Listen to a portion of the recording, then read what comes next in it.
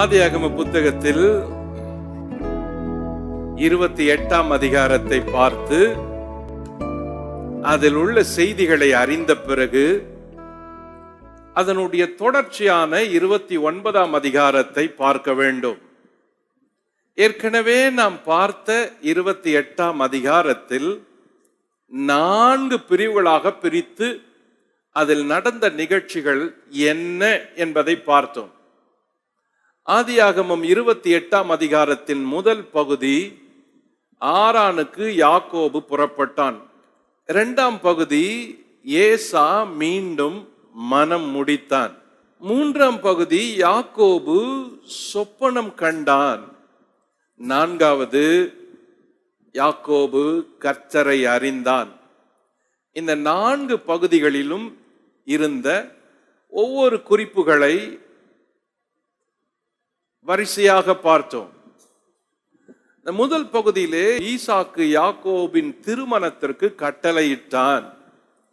பிறகு ஈசாக்கு யாக்கோபின் குடும்பம் பெருக ஆசீர்வதித்தான். ஈசாக்கு ஆபிரகாமின் தேசத்தை வாக்கு பண்ணினான். ஈசாக்கு ஆபிரகாமின் ஆசீர்வாதத்தை யாக்கோபுக்கு சொல்லி ஆசீர்வதித்து அனுப்பினான். இதற்கு பிறகு அவன் புறப்படுகிறான். இடையிலே இருந்த ஏசா என்ன செய்தான் என்று பார்த்தோம்.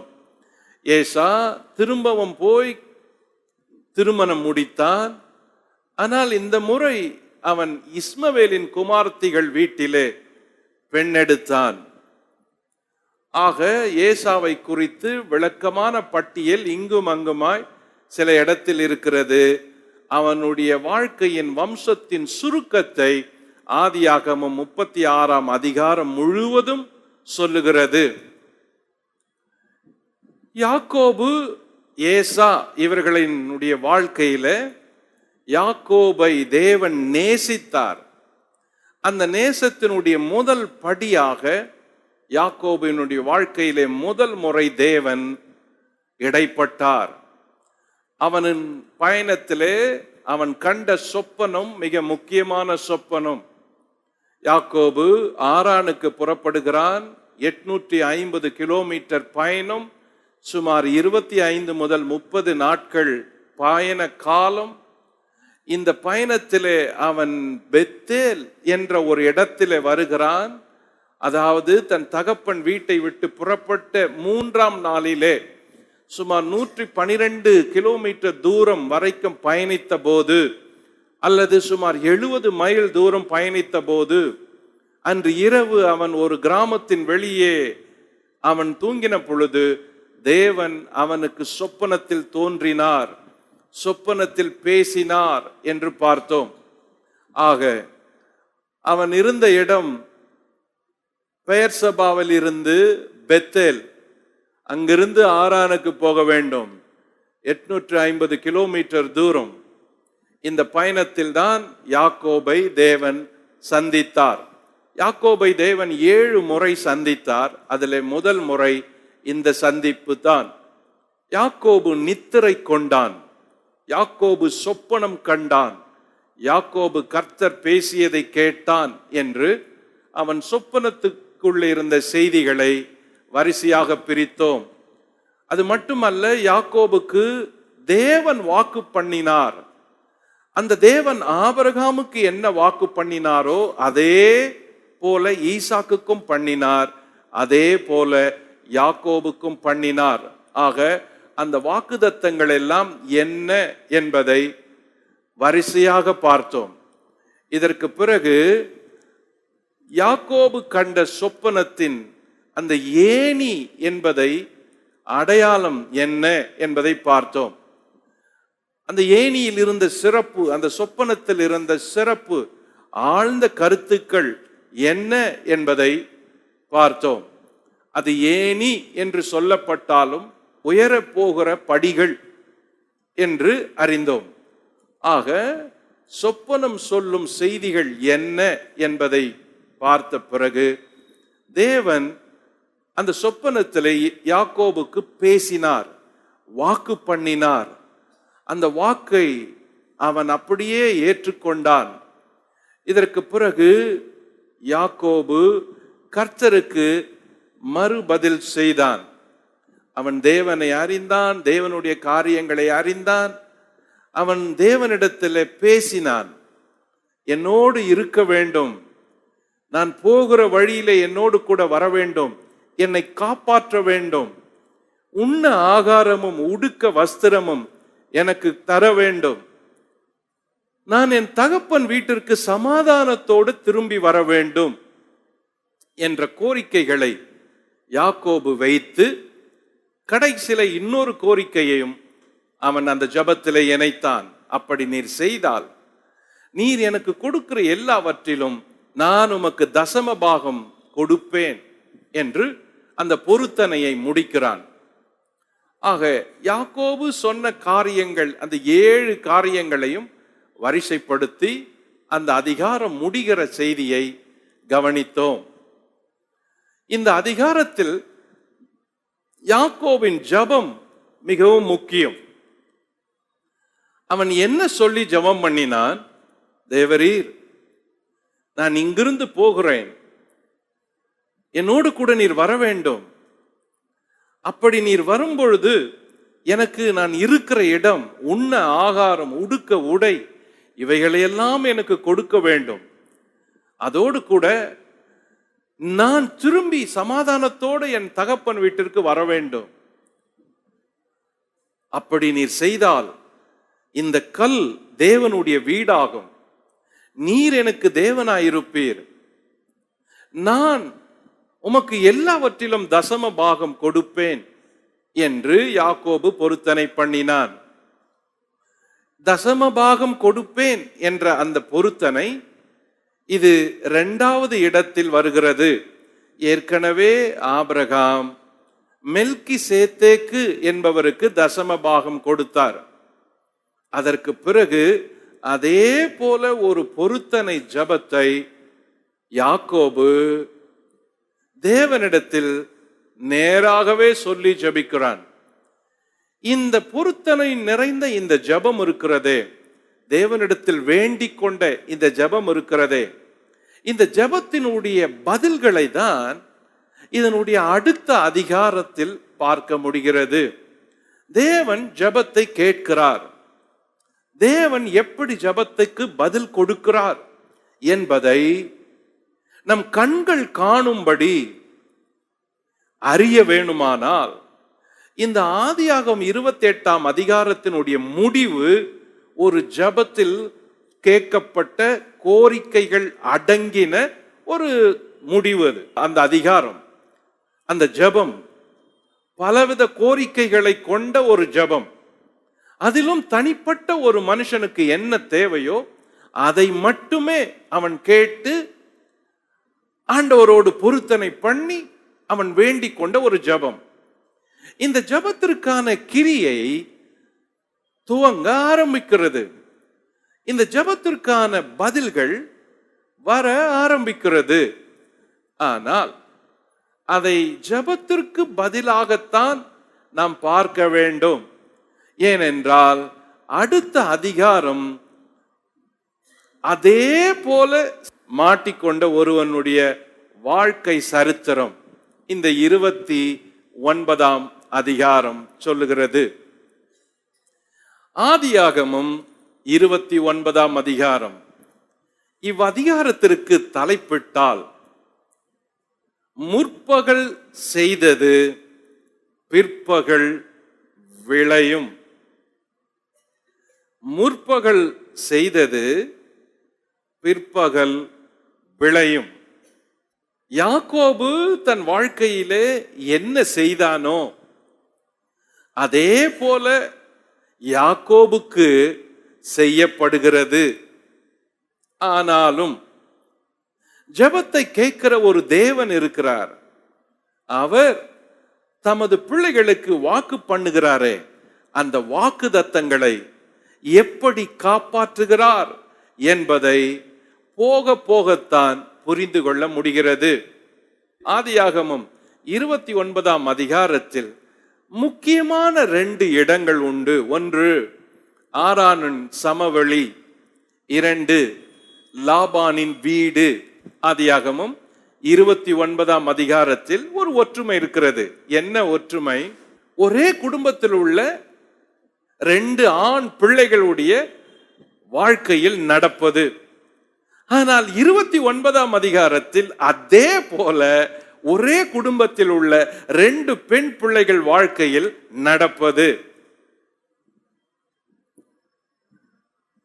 ஈசாக்கு வீட்டிலே இருந்த யாக்கோபும் ஏசாவும் எப்படி சகோதரர்களாய் இருந்தும் ஒருவருக்கு ஒருவர் இணையாமல் உள்ளே பிளவுகளோடு ஒரே வீட்டில் இருந்தார்களோ, அவர்களுக்குள்ளே ஒற்றுமையோ அன்போ உடன்பாடோ நட்போ இறுக்கமோ பாசமோ இல்லாமல் எப்படி ஒரு வீட்டில் வாழ்ந்தார்களோ, அதே போல இன்னொரு வீட்டில், லாபான் என்பவனுடைய வீட்டில் 2 சகோதரிகளுடைய வாழ்க்கையின் சரித்திரத்தை ஆதியாகமம் 29ஆம் அதிகாரமும் 30ஆம் அதிகாரமும் சொல்லுகிறது.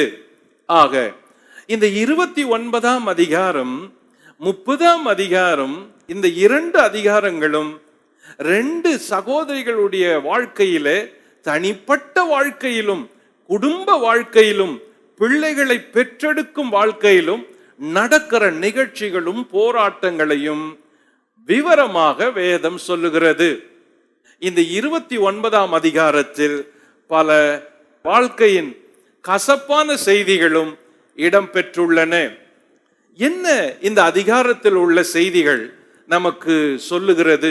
ஒரு மாமன் தன் மருமகனுக்கு செய்த சூழ்ச்சி.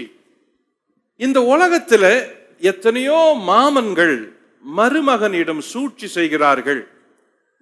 அப்படிப்பட்ட ஒரு மாமனார் உடைய வாழ்க்கையின் சரித்திரத்தில் நடக்கும் சூழ்ச்சிகள் என்ன என்பதை இந்த அதிகாரம் சொல்லுகிறது. ஆதியாகமம் எப்பொழுதுமே குடும்பங்களோடு பேசுகிற ஒன்று. நம்முடைய குடும்பம், ஆதியாகமத்தில் நடக்கிற குடும்ப நிகழ்ச்சிகள் ரெண்டுமே பல வேளைகளில் ஒத்து போகிறது, இணைந்திருக்கிறது, கண்ணாடி போல காட்டுகிறது. அதுதான் மற்ற புத்தகங்களுக்கும் ஆதியாகமத்துக்கும் இருக்கிற வித்தியாசம்.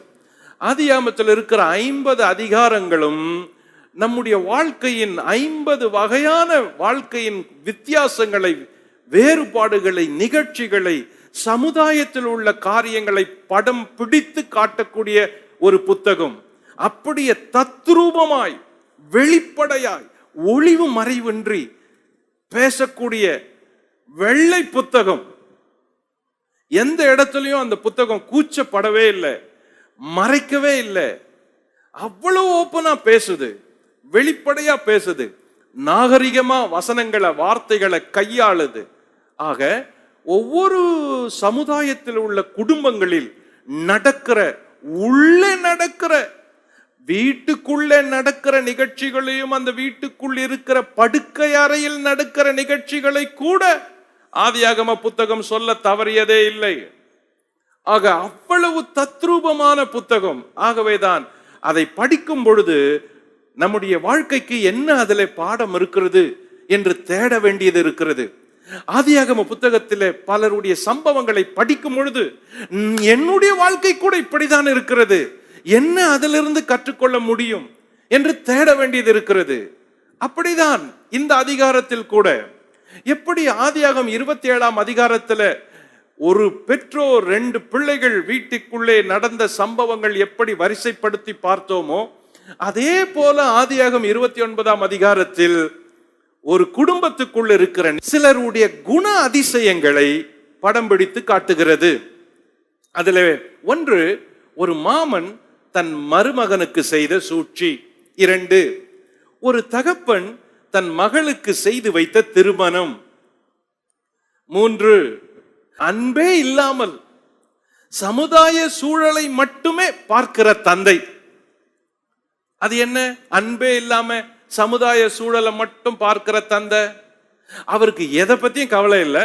ஆனா இந்த ஊர்ல இருக்கிறவங்க என்ன நினைப்பாங்க, எங்க சொந்தக்காரர் என்ன நினைப்பாங்க, என் மக்கள் என்ன நினைப்பாங்க, இந்த பஞ்சாயத்துல என்ன நினைப்பாங்க, இந்த கிராமத்துல என்ன நினைப்பாங்க, என்ன நினைப்பாங்க, என் கௌரவத்தும். இப்படி யோசிக்கிற தகப்பன்மார்களும் இருக்கிறாங்க.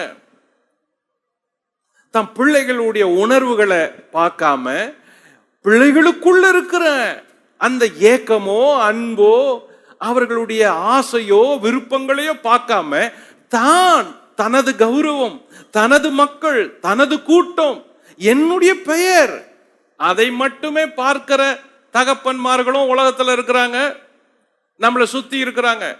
அப்படிப்பட்ட ஒருவனும் இந்த அதிகாரத்தில் இருக்கிறான். அவன் பெயர் லாபான். நம்பர் 4, தன் நேசத்திற்காக உண்மையாய் காத்திருந்த ஒரு காதலன். இந்த அதிகாரம் பல செய்திகளை சொல்லிட்டு வந்திருக்குது. நாமும் ஒவ்வொரு அதிகாரத்துல வெவ்வேறு ஆட்களை பார்த்திருக்கிறோம்.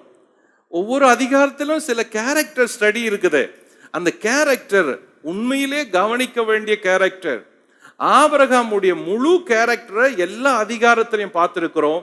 சாரால பார்த்திருக்கிறோம், லோத்துவை பார்த்திருக்கிறோம், அபிமெலேக்க பார்த்திருக்கிறோம், மெல்கிசேதேக்க பார்த்திருக்கிறோம், அப்படி பலரை பார்த்திருக்கிறோம். ஈசாக்க பார்த்திருக்கிறோம், எலியேசரை பார்த்திருக்கிறோம், ரெபெக்கால பார்த்திருக்கிறோம். அப்படி வருகிற வரிசையில இந்த இடத்தில் ஒரு வாலிபன் தன்னுடைய காதலுக்காக அவன் எப்படி ஏங்கி தவித்து இருக்கிறான், வாழ்ந்தான், இருந்தான் என்பதை சொல்லுகிற ஒரு அதிகாரம். சில காரியங்களை வெளிப்படையா பேச வேண்டியது இருக்குது. அதுக்கு சில வார்த்தைகளை போட்டா தான் அந்த அழுத்தம் கிடைக்குது. அதுல மறைக்கிறதுக்கோ இல்ல அதுல வெள்ளை அடிச்சு அதை போட்டு வேற கலர் கொடுக்கறதுக்கோ விரும்பல. அதனால நான் பேசுறது சில காரியங்கள் வெளிப்படையா இருக்கலாம். அதுக்காக நீங்க முகம் சொல்லிக்கவும் கூடாது, கூச்சப்படவும் கூடாது. ஏன்னா உள்ள இருக்கிறது அப்படிதான் சொல்லுது. அது உங்களுக்கு தேவைப்படாத இருக்கலாம். நீங்க திருமணம் ஆகி இருக்கலாம், பிள்ளைகளை பெற்றிருக்கலாம், பேரம் பேத்திகளை எடுத்திருக்கலாம்.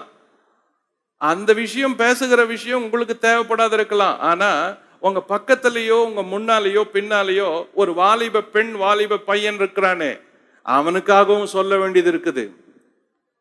ஆக இது வெறும் திருமணம் ஆகிவிட்டவங்களுக்கு மட்டும்னு நீங்க நினைச்சிடக்கூடாது. ஆக சில காரியங்களை மற்றவர்களையும் எண்ணி அவங்களுக்காகவும் சொல்லப்படுகிற செய்தின்னு நினைக்கணும். ஓகே. நம்பர் 5, தன் தங்கையின் வாழ்க்கையை பங்கிட்டு கொண்ட ஒரு அக்காள் இந்த அதிகாரத்தில் உண்டு. நம்பர் 6, தகப்பனுக்கு பயந்து நடுங்கும் மகள்கள். அப்பானா நடுங்குறாங்க. அப்படி நடுக்கிறதுனால அவங்க எதுவுமே பேசல, எதிர்த்து பேசவே முடியல. நம்பர் 7, நேர்மை உள்ளவனுக்கும் நேர்மை அற்றவனுக்கும் நடக்கும் வாழ்க்கையும் தொழிலும் போராட்டமும். ஆக இந்த அதிகாரத்தில் இப்படிப்பட்ட குணங்களை கொண்ட நபர்கள் உள்ளே இருக்கிறார்கள். யார் அந்த நபர்கள்? இந்த அதிகாரத்தில் வரும் நபர்கள் யார்? நம்பர் 1 யாக்கோபு, நம்பர் 2 லாபான், நம்பர் 3 ராகேல், நம்பர் 4 லேயால், நம்பர் 5 ஆரான் ஊர் மேய்ப்பர்கள், நம்பர் 6 லேயாலின் பிள்ளைகள் ரூபன், சிமியோன், லேவி, யூதா. ஆக இந்த 6 நபர்கள் இந்த அதிகாரத்துக்குள்ளே இருக்கிறார்கள். ஆதியாகமம் 29ஆம் அதிகாரத்தை 4 பகுதிகளாக பிரிக்கலாம். பகுதி 1, யாக்கோபு மேய்ப்பர்களை சந்தித்தது. ஆதியாகமம் 29 1 முதல் 8. பகுதி 2, யாக்கோபு ராகேலை நேசித்தது. ஆதியாகமம் 29 9 முதல் 20. பகுதி 3, யாக்கோபு ராகேலை மணந்தது. ஆதியாகமம் 29 21 முதல் 30. பகுதி 4, யாக்கோபு லேயாளிடம் பிள்ளைகளை பெற்றது. ஆதியாகமம் 29 31 முதல் 35. ஆக இந்த 35 வசனங்களை கொண்ட ஆதியாகமம் 29ஆம் அதிகாரத்தை இந்த 4 பகுதிகளாக பிரிக்கலாம். பகுதி 1, யாக்கோபு மெய்ப்பர்களை சந்தித்தது. வாசிப்போம். 29ஆம் அதிகாரம் 1 முதல் 8 வரை சற்று கூர்ந்து கவனிப்போம். யாக்கோபு ஆரான வந்து சேர்ந்ததும் அங்க வயல் வழியில மெய்ப்பர்கள் இருக்கிறாங்க. அவன் ஊருக்கு வந்ததும் சந்திக்கிற முதல் நபர்கள் அந்த மெய்ப்பர்கள். அவங்க தொழில்ல அவங்க கடைபிடிச்ச நேர்மை, ஒழுங்கு, அவர்களுடைய வார்த்தை, இவைகளை எல்லாம் இந்த முதல் பகுதியில கவனிக்க வேண்டியது இருக்குது. இந்த அதிகாரத்துல என்ன ரொம்ப ஆச்சரியப்படுத்தின ஒரு பகுதி இது. என்னன்னு பார்ப்போம். முதல்ல வாசிப்போம். இப்போ யாக்கோபு ஆரானுக்கு வந்துடுறான். வந்ததும் வயல்வெளியில விசாரிக்கிறான். அந்த மேய்ப்பர்கள் வயல்வெளியே மந்தையை மேய்த்து அவர்கள் தண்ணீர் காட்டுவதற்காக, மந்தைக்கு தண்ணீர் காட்டுவதற்காக காத்திருக்கிறாங்க. வாசிப்போம். யாக்கோபு பிரயாணம் பண்ணி கீழ்திசையாரின் தேசத்தில் போய் சேர்ந்தான். அங்கே வயல்வெளியிலே ஒரு கிணற்றையும் அதன் அருகே மடக்கி இருக்கிற 3 ஆட்டு மந்தைகளையும் கண்டான். அந்த கிணற்றிலே மந்தைகளுக்கு தண்ணீர் காட்டுவார்கள். அந்த கிணற்றின் வாய் ஒரு பெரிய கல்லினால் அடைக்கப்பட்டிருந்தது. அவ்விடத்தில் மந்தைகள் எல்லாம் சேர்ந்த பின் கிணற்றின் வாயிலிருக்கும் கல்லை மேய்ப்பர் புரட்டி ஆடுகளுக்கு தண்ணீர் காட்டி மறுபடியும் கல்லை முன்னிருந்தபடி கிணற்றின் வாயில் வைப்பார்கள். யாக்கோபு அவர்களை பார்த்து, சகோதரரே, நீங்கள் எவ்விடத்தார் என்றான். அவர்கள், நாங்கள் ஆரான் ஊரார் என்றார்கள். அப்பொழுது அவன், நாகோரின் குமாரனாகிய லாபானை அறியீர்களா என்று கேட்டான். அறிவோம் என்றார்கள். அவன் சுகமாய் இருக்கிறானா என்று விசாரித்தான். அதற்கு அவர்கள், சுகமாய் இருக்கிறான். அவன் குமாரத்தி ஆகிய ராகேல் அதோ ஆடுகளை ஓட்டிக்கொண்டு வருகிறாள் என்று சொன்னார்கள். அப்பொழுது அவன், இன்னும் வெகு பொழுது இருக்கிறதே, இது மந்தைகளை சேர்க்கிற வேலை அல்லவே, ஆடுகளுக்கு தண்ணீர் காட்டி இன்னும் மேய விடலாம் என்றான். அதற்கு அவர்கள், எல்லா மந்தைகளும் சேரும் முன்னே அப்படி செய்யக்கூடாது. சேர்ந்த பின் கிணற்றின் வாயிலுள்ள கல்லை புரட்டுவார்கள். அப்பொழுது ஆடுகளுக்கு தண்ணீர் காட்டுவோம் என்றார்கள். அதான் மேய்ப்பர்களுக்குள் இருந்த அந்த ஒழுங்குகள் இந்த பகுதியில தெரியுது. என்ன ஒழுங்குகள்? அதே போல அந்த மேய்ப்பர்கள் தந்த பதில்கள் இந்த பகுதியில தெரியுது. இப்போ ஒழுங்குகள் என்ன? இந்த மேய்ப்பர்களுக்குள்ள ஒழுங்கு இருந்துச்சு. கொஞ்சம் கவனிங்க. 1ஆம் வசனம் சொல்றத கவனிப்போம். அங்கே 29:2 அங்கே வயல்வெளியிலே ஒரு கிணற்றையும் அதன் அருகே மடக்கி இருக்கிற 3 ஆட்டு மந்தையும் கண்டான். அந்த கிணற்றிலே மந்தைகளுக்கு தண்ணீர் காட்டுவார்கள். அந்த கிணற்றின் வாய் ஒரு பெரிய கல்லினால் அடைக்கப்பட்டிருந்தது. அவ்விடத்து மந்தைகள் எல்லாம் சேர்ந்த பின் கிணற்றின் வாயில் இருக்கும் கல்லை மேய்ப்பர் புரட்டி ஆடுகளுக்கு தண்ணீர் காட்டி மறுபடியும் கல்லை முன்னிருந்தபடி கிணற்றின் வாயில் வைப்பார்கள். ஒரு மந்தை ஒருத்தருக்கு சொந்தம், இன்னொருத்தருக்கு சொந்தம், இன்னொன்னு வேற ஒருத்தருக்கு சொந்தம். மந்தைகள் பல இருந்துச்சு, ஆனா கிணறு மட்டும் ஒன்னு இருந்துச்சு. இந்த கிணறு, ஒரு கிணற்றண்டையில இவங்க சேரும்படி வந்தாங்க. இந்த மேய்ப்பர்களுக்கு இருந்த ஒற்றுமை பாருங்க. தாகம் தீக்கிற இடத்துல எல்லாரும் சேரணும் அப்படின்னு வந்தாங்க. இந்த மேய்ப்பர்களுக்கு அடையாளமா இன்னைக்கு இருக்கிற ஊழியங்கள், ஊழியக்காரங்க, ஸ்தாபனங்க, கிறிஸ்தவ ஐக்கியங்க, போதகர் ஐக்கியங்க, ஊழியர் ஐக்கியங்க, இதையெல்லாம் யோசித்து பார்க்க வேண்டியதா இருக்குது. நம்ம எங்கேயுமே ஒரு இடத்துல ஒன்னா சேர்றதுக்கு வழியே இல்லை அப்படின்ற சூழல் தான் இருக்குது. எல்லாருக்கும் மந்தை இருக்குது, எல்லாருக்கும் ஊழியம் இருக்குது, எல்லாருக்கும் வாசல் திறந்து இருக்குது, எல்லாரும் ஊழியம் செய்யறாங்க, எல்லாருக்கும் ஆட்கள் இருக்கிறாங்க, எல்லாரும் ஒரே தரிசனம், எல்லாரும் ஒரே கடவுளை சேவிக்கிறாங்க, ஒரே நோக்கத்துக்காக ஆத்ம அறுவடை செய்யறாங்க, நரகம் போகக்கூடாது என்ற அந்த கருத்தின் அடிப்படையில் எல்லாருமே ஊழியம் செய்யறோம். ஆனால் எங்கேயாவது ஒரு இடத்துல நாம் எல்லாரும் ஒன்னா சேர்றோமானா இல்லை. எங்கேயாவது ஒரு இடத்துல எல்லாத்தையும் மறந்து, பேரை மறந்து, டினாமினேஷனை மறந்து, ஆடையின் வித்தியாசங்களை மறந்து, உபதேசங்களின் வித்தியாசத்தை மறந்து, போதகர்களுடைய வித்தியாசத்தை மறந்து, ஊழியர்களுடைய உயர்வு தாழ்வுகளை மறந்து, மொழிகளை மறந்து, ஊர்களை மறந்து, இப்படி எல்லாவற்றையும் மறந்து எங்கேயாவது ஒரு இடத்துல நாம் ரொம்ப ஸ்ட்ராங்கா கூடுறோம் அப்படின்னா கூடல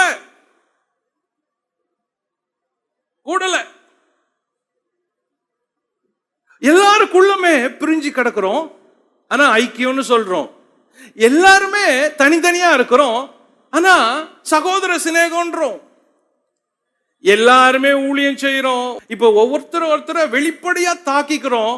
அந்த தாக்குதல் டிவில வந்துருச்சு, யூடியூப்ல வந்துருச்சு. எல்லாருக்கும் இப்ப தெரியுது கிறிஸ்தவங்க ஒன்னா இருந்தாங்க, இப்ப எல்லாரும் பங்கு பங்கா வகை வகையா ஒருத்தர் வித்தியாசமா தனித்தனியா இருக்கிறாங்கன்னு. மேய்ப்பர்கள் ஊழியம் செய்யறவங்க இங்க பாருங்க, ஆறாண்டுல ஒரு நல்ல ஒழுங்கு இருந்துச்சு, மந்தைகள் அதிகமா இருந்துச்சு, கிணறு ஒரே கிணறா இருந்துச்சு. அந்த ஒரு கிணற்றில் தினந்தோறும் எல்லாரும் சந்திக்கணும் மந்தையோட அப்படின்ற ஒரு ஒழுங்கு அந்த மேய்ப்பர்களுக்கு இருந்துச்சு. இப்ப இல்லையே அந்த மாதிரி. இப்ப ஊழியர்களுக்குள்ள இல்லையே, ஊழியம் செய்கிறவர்களுக்குள்ள இல்லையே. ஏன்? அதனாலதான் நம்மளால இணைய முடியல. எல்லா இடத்துலயும் ஒரு தடையை வைக்கிறோம், எல்லா இடத்துலயும் ஒரு பேதத்தை வைக்கிறோம், எல்லா இடத்துலயும் ஒரு பாகுபாடு வைக்கிறோம், எல்லா இடத்துலயும் சேர்றோம் ஆனா பிரிஞ்சே கிடக்கிறோம், சேர்றோம்னு சொல்றோம் ஆனா பிரிஞ்சுதான் நிக்கிறோம். அதனாலதான் நம்மால் எதையுமே கொண்டு வர முடியல. எழுப்புதலுக்கு ஜெபிக்கிறோம், 40 நாள் உபவாசம் இருக்கிறோம், 72 மணி நேரம் உபவாசம் இருக்கிறோம், 30 நாள் 3 மாசம் 6 மாசம் உபவாசம் இருக்கிறோம். ஏன் தேசத்தை அசைக்க முடியல? ஏன் மாற்ற முடியல? ஏன் நமது ஜபங்களை தேவன் கேட்கல? இவ்வளவு ஜபம் பண்ணியும் உபவாசித்தோம், தேவன் ஜபத்தை கேட்காம பதில் கொடுக்கலையே. அப்ப இதை எங்கேயோ பரிசோதிக்க வேண்டியது இருக்குது. இன்னும் நம்ம ஜபம் போதல, ஆயத்தம் போதல, நம்மளுடைய அர்ப்பணிப்பு போதல, அன்பு போதல, ஜபம் போதல. எங்கேயோ ஒரு இடத்துல ஜபம் கேட்கப்படலையோ? எப்ப கேட்பீங்க? எப்ப கேட்பீங்க? அப்போ இந்த மேய்ப்பர்கள்ல கவனிச்சீங்கன்னா, கிணறு ஒரு கிணறு, ஒரே கிணறு. அந்த ஒரு கிணறுல எல்லாரும் வந்து தாகத்தை தீக்கிறதுக்கு மந்தைகளை கூட்டிட்டு வராங்க. அது ஒரு ஐக்கியம் தானே. அந்த ஒரு கிணறுக்கு சண்டை போட்டுக்கல, அந்த ஒரு கிணறை பிரிக்கல, அந்த ஒரு கிணறு கிட்ட சேர்றப்போ எல்லாரும் ஒற்றுமையா இருக்கிறாங்க. என்ன ஒற்றுமை? இன்னும் அடுத்தபடி சொல்லுது, ரொம்ப அழகா சொல்லுது பாருங்க. மந்தைகள் எல்லாம் சேரணும், அப்புறம் தான் கல்லை புரட்டும், அது வரைக்கும் புரட்ட மாட்டோம். யாக்கோபு வந்து கேட்கிறான், என்ன இவ்வளவு சீக்கிரம் வந்துட்டீங்க? தண்ணி காட்டலையா? மந்தைக்கு தண்ணி காட்டலையா? No no no no no no, காட்டுவோம், இன்னும் கொஞ்சம் பேர் வரல, காட்டுவோம். ஆனா எங்களுக்கு ஒரு பழக்கம் உண்டு, எல்லாரும் மந்தையை மேய்ச்சிட்டு கொண்டு வருவாங்க, அது வரைக்கும் நாங்க வெயிட் பண்ணுவோம். அப்ப எல்லாரும் வந்த பிறகு எல்லாருக்காகவும் கல்லை திறப்போம். பட்சபாதமே இல்லை. இவங்க முன்னால வந்தாங்க, இவங்க பெரியவங்க, இவங்க ரொம்ப மந்தைய வச்சிருக்கிறாங்க, இவங்களுக்கு மந்த அதிகம், இவங்க கொஞ்சம் சீனி இல்ல. ஓகே ஓகே, லாஸ்ட் அங்க ஒரு பெண்ணு ஆடு மேய்ச்சிட்டு இருக்கிறா, அவ கூட வரணும். ஓகே, 8ஆம் வசனத்தை கவனிங்க. அதற்கு அவர்கள் எல்லா மந்தைகளும் சேரும் முன்ன அப்படி செய்ய மாட்டோம், அப்படி செய்யக்கூடாது. கேட்டா என்னங்க வெயிட் பண்றீங்க? இவ்வளவு சீக்கிரம் மேய்ச்சிட்டு வந்தீங்க, தண்ணி காட்டிட வேண்டியதானே, கல்லை திறக்க வேண்டியதானே? நோ நோ நோ, எல்லா மந்தைகளும் சேர்ந்த பின் நாங்க கல்லை திறப்போம். வெயிட் பண்ணுவோம், வெயிட் பண்ணுவோம். எவ்வளவு ஒரு நல்ல குணம் பாருங்களேன். அவங்க கொஞ்சம் மந்தையா வச்சிருக்கட்டும் அல்லது பெரிய மந்தையா இருக்கட்டும், அவள் மேய்ச்சிட்டு வரா, அவள் ஒரு பெண், அவள் கூட மந்தை மேய்க்கிற ஒரு பெண் மேய்ப்பர்.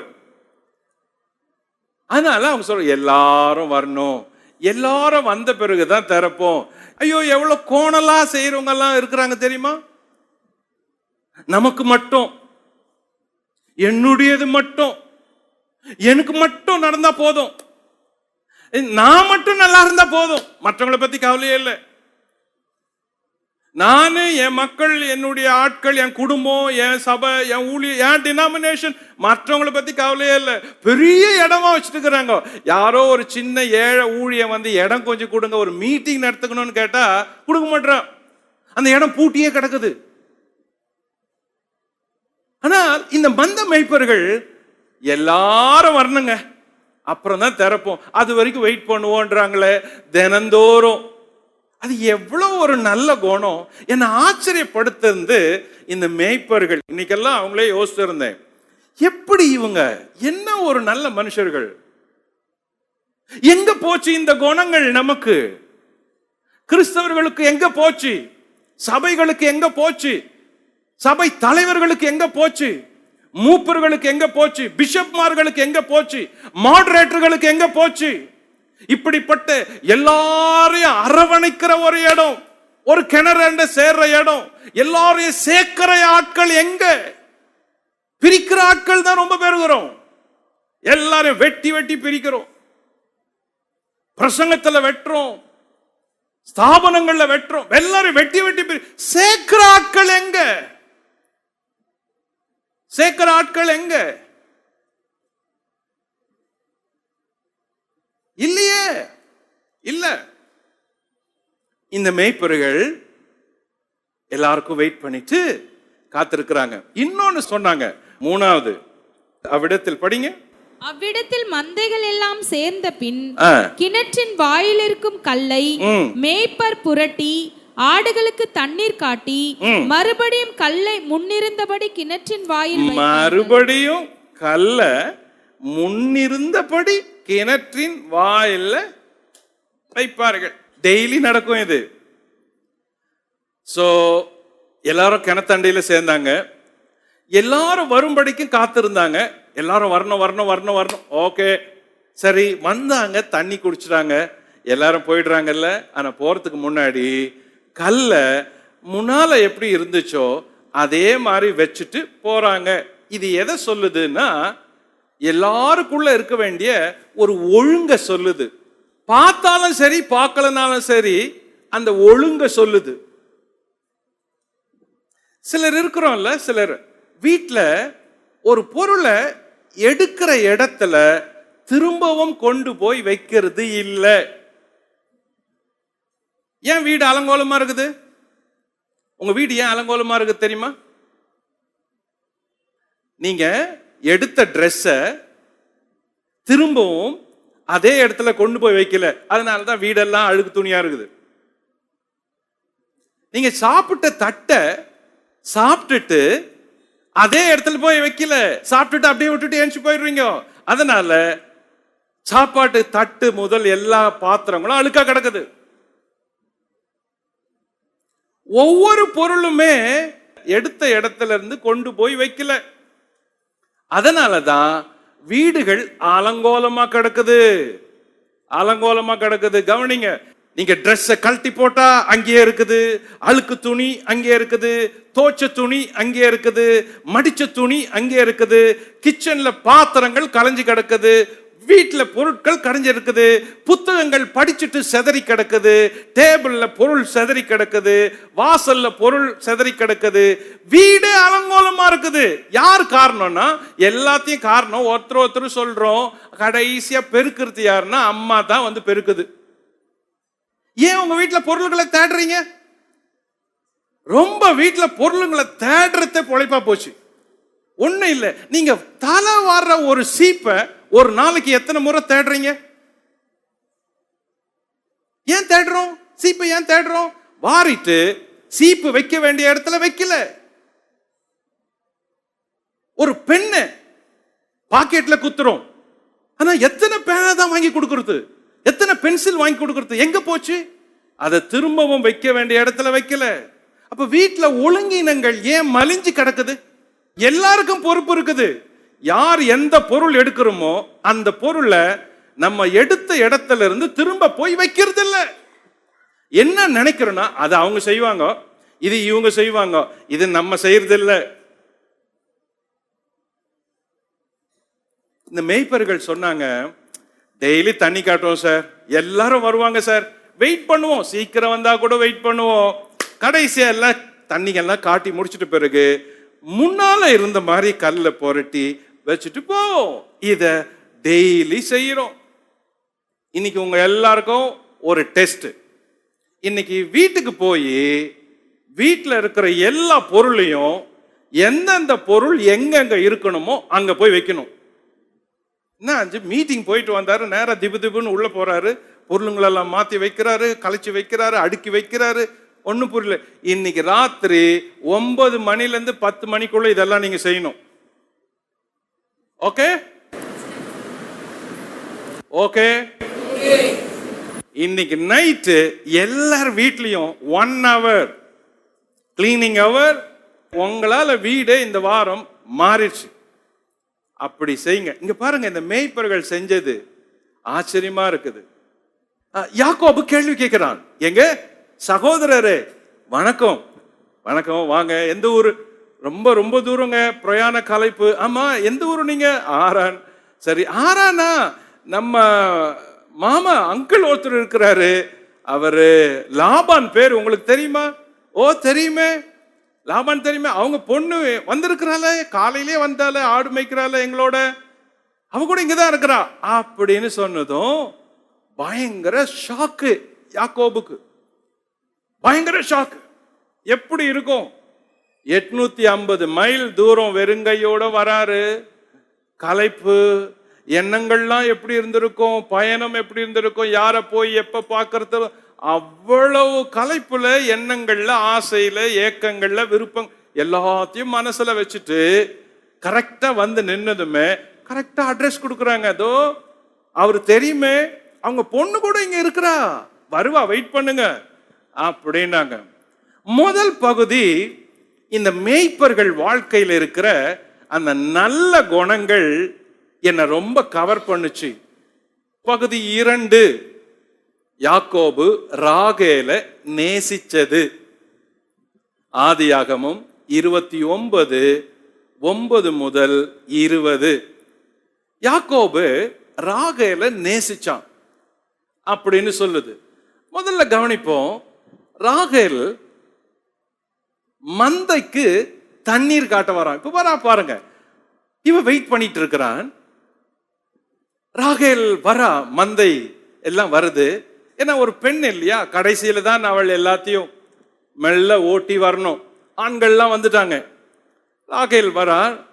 வந்ததும் யாக்கோபு பார்க்கிறான். எப்படி இருக்கும், யார் வீட்டுக்கு வரணுமோ அந்த வீட்டுல ஒரு நபரை பார்க்கிறான். இப்போ வாசிப்போம் 9ஆம் வசனம். அவர்களோட அவன் பேசிக் கொண்டிருக்கும் போதே தன் தகப்பனுடைய ஆடுகளை மேய்த்து கொண்டிருந்த ராகேல் அந்த ஆடுகளை ஓட்டிக்கொண்டு வந்தாள். யாக்கோபு தன் தாயின் சகோதரனான லாபானுடைய குமாரத்தி ஆகிய ராகேலையும் தன் தாயின் சகோதரனாகிய லாபானின் ஆடுகளையும் கண்டபோது யாக்கோபு போய் கிணற்றின் வாயிலிருந்த கல்லை புரட்டி தன் தாயின் சகோதரனாகிய லாபானின் ஆடுகளுக்கு தண்ணீர் காட்டினான். ராகேல் வரா அப்படின்னதுமே முதல்ல யாக்கோபு என்ன செஞ்சான், ஏற்கனவே மேய்ப்பர்களோட எல்லாம் பேசிட்டான், எல்லாருமே ஃப்ரெண்ட்ஸ் ஆயிட்டாங்க. அப்ப வந்ததுமே இவனே கல்லை புரட்டி அவளுடைய மந்தைக்கு தண்ணீர் காட்டுறான். அவள் யோசித்திருப்பா, யாரோ ஒரு புது ஆள் இன்னைக்கு வந்துக்கிறாரு, வழக்கமா வர மேய்ப்பர்கள் மாதிரி அவர் இல்லை, அதனால அவர் முதல்ல அமைதியா இருந்திருக்கணும். அதுக்கப்புறம் மந்தைகள்லாம் தண்ணீர் குடிக்கிறப்ப இவன் போய் அவளோட தன்னை அறிமுகப்படுத்துறான். தான் யார் அப்படின்னு அறிமுகப்படுத்துறான். அப்படி அறிமுகப்படுத்துறப்ப அவன் பேசுறான், வார்த்தை ததும்புது, கண்ணு கலங்குது. அப்போ அந்த உணர்ச்சி பெருக்குல அழறான். யாருக்குமே அப்படிதான் இருக்கும். வீட்டை விட்டு வந்துட்டு இவ்வளோ நாள் பயணத்துல எல்லாத்தையும் பறி கொடுத்துட்டு வெறுங்கையோட ஒரு இடத்துக்கு வரப்ப முதல் முறையா ஒருத்தரை நம்ம யாரை பார்க்கணுமோ அவங்கள, அந்த குடும்பத்தாரை பார்க்கிறப்ப அதுவும் அவன் இருதயத்தை உண்மையிலேயே கரைய செய்யும். இங்க என்ன ஆச்சு? யாக்கோபு அந்த பெண்ணை பார்க்கிறான். இப்போ பார்த்துட்டு அவளை பார்த்து முத்தம் செய்யறான். 11, பின்பு யாக்கோபு ராகேலை முத்தம் செய்து சத்தமிட்டு அழுது தான் அவள் தகப்பனுடைய மருமகன் என்றும் ரெபெக்காளின் குமாரன் என்றும் ராகேலுக்கு அறிவித்தான். அவள் ஓடி போய் தன் தகப்பனுக்கு அறிவித்தாள். எப்படி இருக்கும்? ஏன் அழறான் அப்படின்னா, இதுக்கு மேல அவனால அப்படியே பர்ஸ்ட் அவுட் ஆகிறான். இந்த அழுக உண்மையிலே இவன் தான் ரெபெக்காளின் மகன், என்னுடைய உறவினர், என் சொந்தக்காரன் அப்படின்ற அந்த அழுத்தத்தை பதில அந்த அழுக கொடுத்துச்சு. இதுக்கு முன்னாடி யாக்கோபு இப்படி எல்லாம் அழல. கவனிங்க, யாக்கோபு நெருக்கப்படுகிற வாழ்க்கைக்கு உள்ள வரான். இப்பதான் கொஞ்சம் கொஞ்சமா வரான். தேவன் ஒரு மனுஷனை உருவாக்குறதுக்கு பல காரியங்களை பயன்படுத்துறாரு. அதிலும் பல கடினமான மக்களையும் பயன்படுத்துறாரு, பல கடினமான ஆட்களை பயன்படுத்துவாரு. யாக்கோபு தேவன் உருவாக்கக்கூடிய ஒரு இடத்துல அவன் வந்திருக்கிறான். ஆனால் வெளிப்படையாது தெரியல, பின்னால தெரியுது.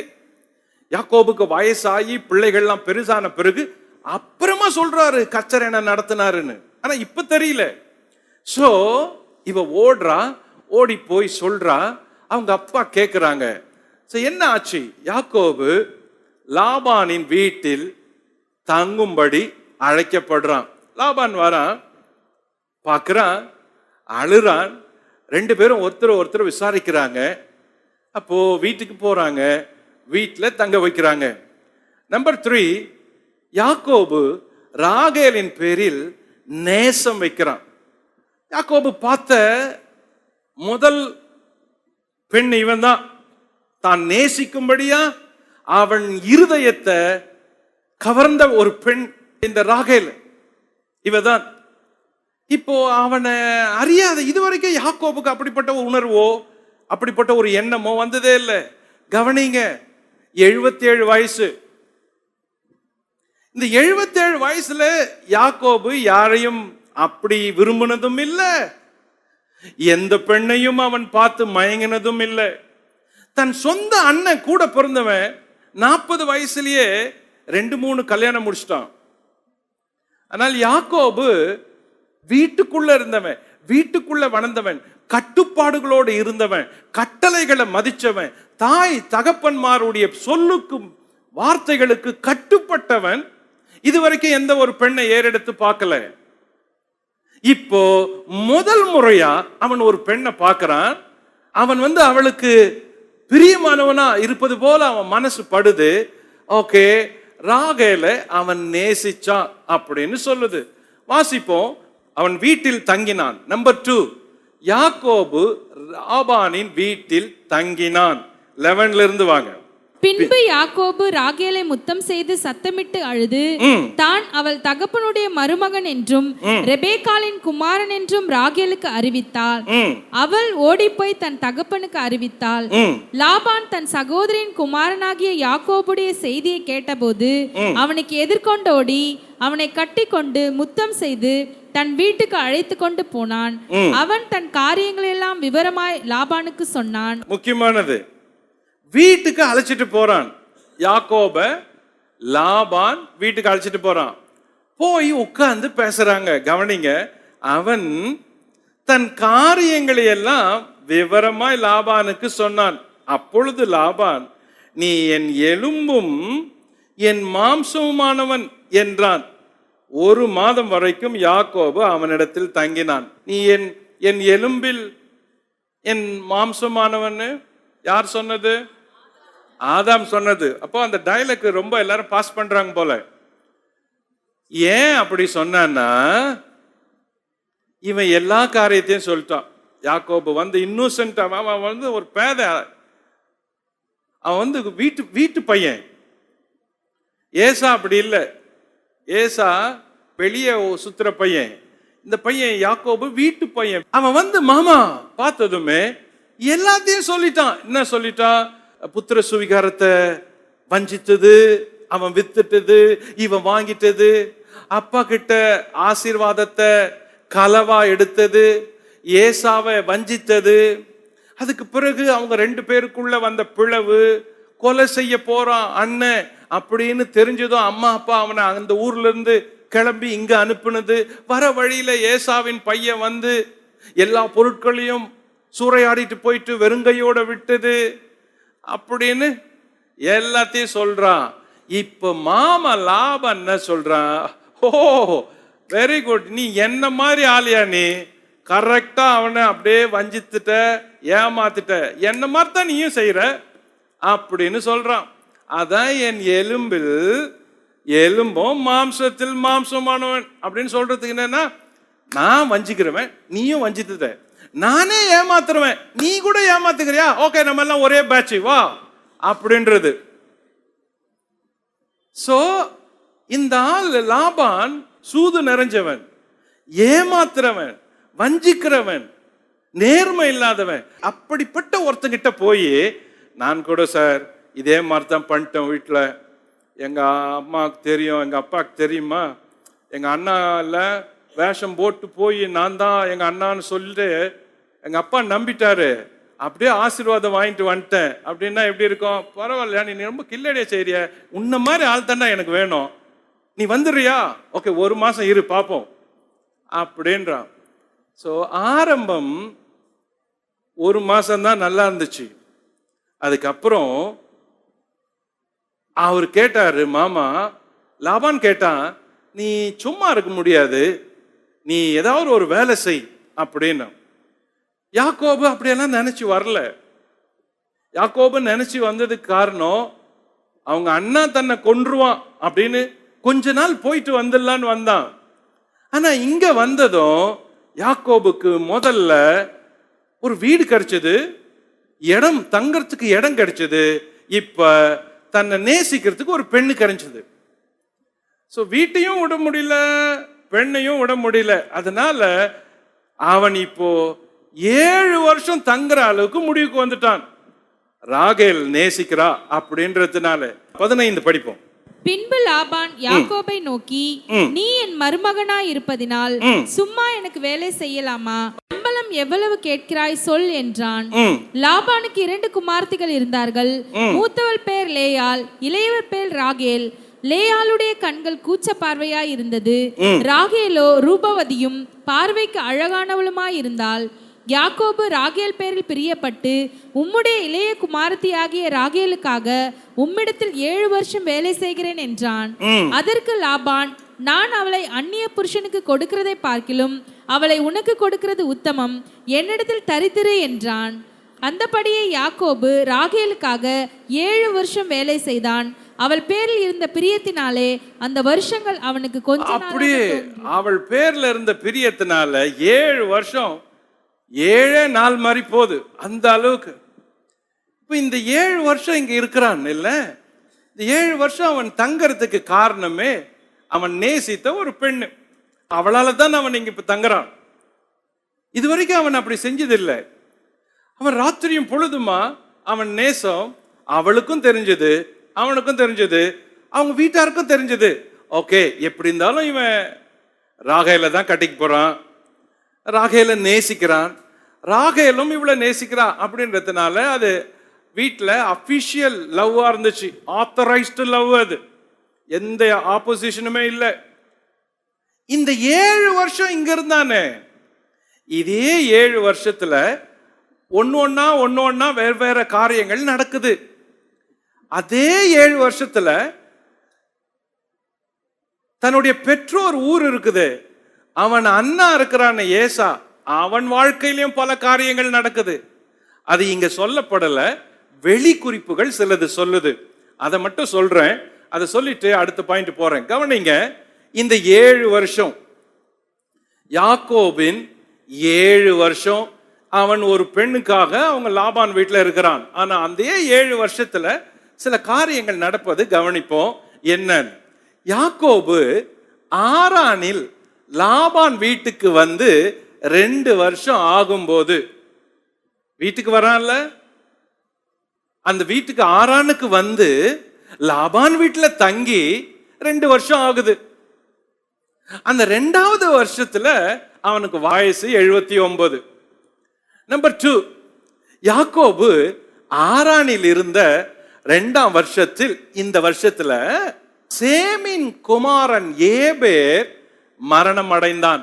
ஆதியாகமம் 11 14ஆம் வசனம் துவங்கி 17ஆம் வசனம் வரைக்கும் ஒரு பெரிய லிஸ்ட் வரும் இல்லையா? அதுல ஒருத்தன் வரான், ஏபேர். அந்த ஏபேர் இப்பதான் மரிக்கிறான். இந்த ஏபேர் குறிச்சு யாக்கோபுக்கு ஏற்கனவே தெரியும். ஒரு காலத்துல யாக்கோபு ஏபேர் வீட்டுல போய் தங்கி இருந்துட்டு வந்தான். ஏற்கனவே நான் உங்களுக்கு சொல்லி இருக்கிறேன், இப்படி ஒரு நிகழ்ச்சி நடந்துச்சுன்னு. வெளி குறிப்புகள் இதெல்லாம். அந்த ஏபேர் மரணம் அடைகிறான். இந்த செய்தியை கேட்ட யாக்கோபுக்கு ரொம்ப மன வருத்தமா இருக்குது, துக்கமா இருக்குதா, அதையே நினைச்சிட்டு இருக்கிறான். அப்போ வெகு நாட்களா ஏபேருக்காக யாக்கோபு புலம்பினான். இந்த 2வது வருஷத்துல இப்படி ஒரு சோகமான காரியம் அவனுக்கு நடந்துச்சு. நம்பர் 3, யாக்கோபு ஆரானில் இருந்த 3ஆம் வருஷம், இப்ப 3வது வருஷம் ஆயிடுச்சு. 7 வருஷம் சொன்னல, அவன் 7 வருஷம் காத்திருக்கிறான்ல. ஒவ்வொரு வருஷமும் ஒவ்வொரு நிகழ்ச்சியை ஒரு டிப்ஸ் மாதிரி கொடுக்கிறேன். 3வது வருஷத்துல இவங்க அண்ணா ஏசா இருக்கிறானே, அவன் என்ன பண்றான், போய் இஸ்மவேலின் குமாரத்திய மணந்தான். அவளுக்கு பிள்ளைகள் பிறக்குது. இஸ்மவேலின் குமாரத்திகளை மணந்தான் வாஸ்தவமே ஏசா. அவளுக்கு பிள்ளைகள் பிறக்குது. 4ஆம் வருஷத்துல யாக்கோபு ஆரானில் இருந்த 4ஆம் வருஷத்துல தேவன் லாபானுடைய வீட்டை பயங்கரமா ஆசீர்வதிக்கிறாரு. பெண் பிள்ளைகளே லாபானுக்கு முதல்ல பிறக்கல. யாக்கோபு வந்த பிறகுதான் லாபானுக்கு பெண் பிள்ளைகளே பிறந்தாங்களாம். அப்படிதான் குறிப்பு சொல்லுது. முதல்ல இந்த 2 பெண் பிள்ளைங்க தான் அவனுக்கு இருந்தாங்க, லேயாலும் ராகேலும் லாபானுக்கு. அதுக்கு பிறகு பெண் பிள்ளைகளே தவிர ஆண் பிள்ளைகளே இல்லை. யாக்கோபு அவன் வீட்டுல வந்து குடியேறிய பிறகு ஆசீர்வாதம் வந்துருச்சான். தேவன் பயங்கரமா ஆசீர்வதிக்க ஆரம்பிச்சிட்டாராம். அப்போ இந்த லாபானுடைய மனைவி, அந்த மனைவி பேரு அடினா. அந்த அடினா லாபானுடைய மனைவி. இப்ப இவங்களுக்கு ஆண் பிள்ளைகள் பிறக்கிறாங்க. முதல் ஆண் பிள்ளையின் பேரு பெயோர், 2வது ஆண் பிள்ளையின் பேரு அலீப், 3வது ஆண் பிள்ளையின் பேரு சொரோஸ். இந்த லாபான் வீட்டுல பிறக்கிறதுக்கு காரணம் என்னன்னா, தேவன் அவங்களை ஆசீர்வதிச்சு பயங்கர பெருக்கமாயிடுச்சான். நிலங்கள் பெருகுது, மந்தை பெருகுது. யாக்கோபு மேல வச்ச அந்த அழைப்பு அவன் தங்கி இருந்த வீட்டுக்கு முழுசும் ஆசீர்வாதமா மாறுது. இத லாபான் கவனிக்கிறான். யாக்கோபின் நிமித்தம் தேவன் லாபானை ஐஸ்வர்யவனாக்கி அவனது குமாரத்திகளை அதிகமாய் பெருக பண்ணினார். நம்பர் 6, அந்நாட்களில் யாக்கோபு லாபானுடைய வீட்டிலும் அவனது நிலத்திலும் அதிகமாய் உழைத்ததினால் லாபானுக்குரிய எல்லாவற்றையும் தேவன் ஆசீர்வதித்து பெருக பண்ணினார். லேண்ட்ல ஆசீர்வாதம், நிலத்துல ஆசீர்வாதம், கழனியில ஆசீர்வாதம், மந்தையில ஆசீர்வாதம், ஐஸ்வர்யம் பெருகுது. நம்பர் 7, யாக்கோபு ஆரானுக்கு வந்த 5ஆம் வருஷத்தில் கானானில் ஏசாவுக்கு, அவங்க ஊர்ல அவங்க அண்ணாவுக்கு நடக்கிற காரியம், ஏசாவுக்கு அவன் முதலில் மணந்த மனைவி இருக்கிறா பாருங்க, யூதித்து. அந்த லாஸ்ட் வசனத்துல வரும், 26 சாப்டர் லாஸ்ட்ல ஏசா ஏத்தியனாகி யூதித்த மணந்தான். அந்த யூதித் என்ற பெண்ணு இறந்துடுறான். இவளுக்கு ஆண் பிள்ளைகளே இல்லை. இந்த யூதித்துக்கு இவளுக்கு பெண் பிள்ளைகள் மட்டுமே இருந்தனர். அந்த பெண் பிள்ளைகள்ல மூத்தவ பேரு மரிசித், இளையவ பேரு பியூத் அப்படின்னு பேரு. ஏசாவின் மனைவி யூதித் மரித்த போது ஏசா எழுந்து அந்த ஊரை விட்டு சேயீர் மலைப்பகுதியில் போய் குடியேறான், அங்கேயே நீண்ட காலம் வாழணும்னு விரும்புறான். அப்ப வந்து அவங்க அம்மா அப்பாவை பார்த்துட்டு போறான். இது அந்த பகுதியில் இருக்கிற ஏசாவுக்கு நடந்தது. நம்பர் 8, யாக்கோபு ஆரானுக்கு சென்ற 6ஆம் வருஷத்தில் கானானில் ஏசா மற்றும் ஒரு பெண்ணை மணந்து அவளுக்கு பிள்ளைகளை பெற்றெடுக்கிறான். அந்த மனைவியின் பேர் அலிபாமா. இந்த அலிபாமா ஏசாவுக்கு 3 ஆண் பிள்ளைகளை பெற்றெடுக்கிறார். நம்பர் 9, அந்நாட்களில் ஏசா கானானில் மிகவும் பலத்தவனாகிறான். அவனும் அங்க பெருகிறான். தேவன் அவனையும் ஆசீர்வதிக்கிறாரு. செல்வம் பெருகினதுனால வளர்றான். அதனால கானானின் குடிகள் அவன் மேல பொறாம கொள்றாங்க. மந்தைகள் நிலம் தாங்க முடியல. இதனால ஏசா கானானை விட்டு சேயிருக்கு குடிபெயர தீர்மானிக்கிறான். அவ்வப்போது தன் பெற்றோரை பார்க்க திரும்ப வருவான். இது ஏசாவை சார்ந்தது. நம்பர் 10, யாக்கோபு ஆரானுக்கு வந்த 7ஆம் வருஷம் அவன் லாபானிடத்தில் போய் தனக்கு ராகேலை கொடுக்கும்படி கேட்டான். லாபான் அதற்கு தன் மக்களை எல்லாம் கூட்டி வர செய்து விருந்து பண்றான். இந்த 7 வருஷம் இப்படி பல சம்பவங்கள் நடந்துட்டே இருக்குது. யாக்கோபு ராகேலை ரொம்பவே நேசிக்கிறான். அவள் மேல இருந்த பிரியத்தினால 7 வருஷம் போயிடுச்சு அப்படின்னு சொல்லுது. ஆனா 7 வருஷம் இப்படிப்பட்ட சம்பவங்கள்லாம் நடந்திருக்குது. சரி, இப்போ அவன் அவளுக்கு கொடுக்கணும், ஆனா கொடுக்கல. பகுதி 3, ஆதியாகமம் 29ஆம் அதிகாரம் 3ஆம் பகுதி. யாக்கோபு லேயாளை மணந்தது. நேசித்தது ராகேல, மணந்தது லேயாள. வாசிப்போம் 21. பின்பு யாக்கோபு லாபானை நோக்கி, என் நாட்கள் நிறைவேறினபடியால் என் மனைவியிடத்தில் நான் சேரும்படி அவளை எனக்கு தர வேண்டும் என்றான். அப்பொழுது லாபான் அவ்விடத்து மனிதர் எல்லோரையும் கூடிவர செய்து விருந்து பண்ணினான். அன்று இரவிலே அவன் தன் குமாரத்தியாகிய லேயாளை அழைத்து கொண்டு போய் அவனிடத்தில் விட்டான். அவளை அவன் சேர்ந்தான். லாபான் தன் வேலைக்காரியாகிய சில்பாளை தன் குமாரத்தியாகிய லேயாளுக்கு வேலைக்காரியாக கொடுத்தான். காலையிலே இதோ அவள் லேயாள் என்று யாக்கோபு கண்டு லாபானை நோக்கி, ஏன் எனக்கு இப்படி செய்தீர்? ராகேலுக்காக அல்லவோ உம்மிடத்தில் வேலை செய்தேன், பின்ன ஏன் எனக்கு வஞ்சகம் பண்ணினீர் என்றான். அதற்கு லாபான், மூத்தவள் இருக்க இளையவளை கொடுப்பது இவ்விடத்து வழக்கம் அல்ல. இவளுடைய 7 நாளை நிறைவேற்று, அவளையும் உனக்கு தருவேன். அவளுக்காகவும் நீ இன்னும் 7 வருஷம் என்னிடத்தில் வேலை செய் என்றான். அந்தபடியே யாக்கோபு இவளுடைய 7 நாளை நிறைவேற்றினான். அப்பொழுது தன் குமார்த்தியாகிய ராகேலையும் அவனுக்கு மனைவியாக கொடுத்தான். ஓகே, யாக்கோபுக்கு திருமணம் நடந்தது. ஆனா முதல்ல திருமண விருந்து நடக்குது. கவனிங்க, எப்படி இந்த பெரிய மாற்றம் நடந்திருக்கும்?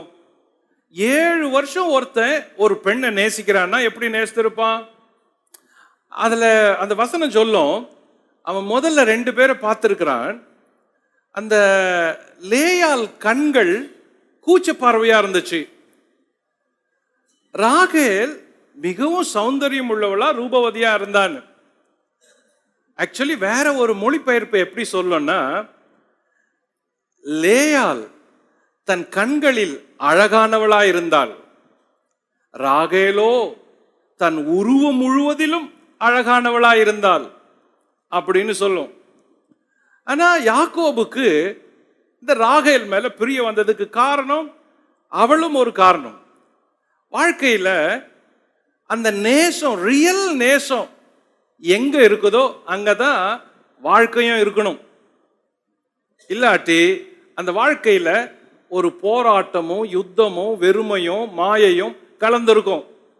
இந்த அதிகாரமும் அடுத்த அதிகாரமும் வாழ்க்கையில பெண்களுக்குள்ள இருக்கிற நிஜமான அந்த பொருளுள்ள வாழ்க்கைய தேடுறவங்க எப்படி இருப்பாங்க, அந்த நிஜமான அன்பை மட்டுமே அதற்காகவே ஏங்குற அந்த பெண்கள் எப்படி இருப்பாங்க அப்படின்றது தான் இந்த 2 அதிகாரம் சொல்லுது. இன்னொரு பகுதி, வாழ்க்கையில நேசித்தது ஒருத்தரை, ஆனா வாழ்க்கை பட்டது ஒருத்தர்கிட்ட. அது எப்படி இருக்கும்? வாழ்க்கையில நேசிச்சது ஒருத்தரை, ஆனா வாழ்க்கைய வாழ்றது இன்னொருத்தர்கிட்ட. கிடைச்ச வாழ்க்கைய வாழணும் அப்படின்ற கட்டாயத்துக்குள்ள வந்தது இந்த இடத்துல இந்த பெண்ணுக்கு இருக்குது. இதுதான் வாழ்க்கை, வாழ்ந்தான் ஆகணும் அப்படின்னு. சோ 2 பெண்களுடைய வாழ்க்கையில நடக்கிற குடும்ப நிகழ்ச்சிகளை 29ஆம் அதிகாரமும் 30ஆம் அதிகாரமும் விவரமா பேசி இருக்குது. கொஞ்சம் கொஞ்சம் கிட்டதான் நெருங்க முடியுது அந்த நிகழ்ச்சிகளினுடைய நிஜத்துக்கு. ஏன்னா எல்லாத்தையும் ஓப்பனாவும் பேச முடியல, மேடையிலையும் பேச முடியல. என்ன நடந்துச்சு? 7 வருஷம் முடிஞ்சது, வந்தான். அங்கிள் 7 வருஷம் முடிஞ்சிட்டு அப்படின்னு. ராகேல் கிட்ட இவன் என்ன சொல்லியிருப்பான்? ராகேல் 7வது வருஷம் வந்துட்டு கவலைப்படாத, இந்த 7வது வருஷம் உன்னை மேரேஜ் பண்றதே சரி. 7வது வருஷம் எப்படி வரும்? அவன் வாழ்க்கையெல்லாம் ராகேல் ராகேல் ராகேல் ராகேல யோசித்து இருப்பான். ராத்திரி பகல் ராகேல் ராகேல் ராகேல், ஆடு மேய்க்கிறப்ப ராகேல் ராகேல் ராகேல். 7 வருஷம் போயிடுச்சு. 7வது வருஷம் வந்தப்ப அவர்கிட்ட போய் நிக்கிறான். 7 வருஷம் ஆயிடுச்சு, நீங்க மேரேஜ் பண்ணணும், நாங்க 2 பேரும் வாழணும். அவர் என்ன பண்ணாரு? எந்த ஒரு அக்ரிமெண்ட்டும் கொடுக்கல. ஓகே ரெடி பண்றேன் அப்படின்னு சொன்னார்.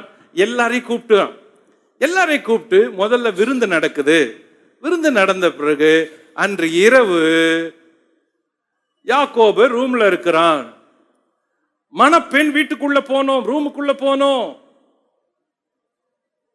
பொழுது விடிஞ்ச பிறகுதான் தெரியுது தன் அறையில யார் வந்ததுன்னு. இப்ப என்ன நடந்திருக்கும் அப்படின்னா 2 காரியங்களை சொல்றாங்க. இந்த கலாச்சார கல்யாணம் இருக்குது, இந்த ஆரானில் நடந்த கலாச்சார கல்யாணம். முதல்ல விருந்து நடந்துச்சான்.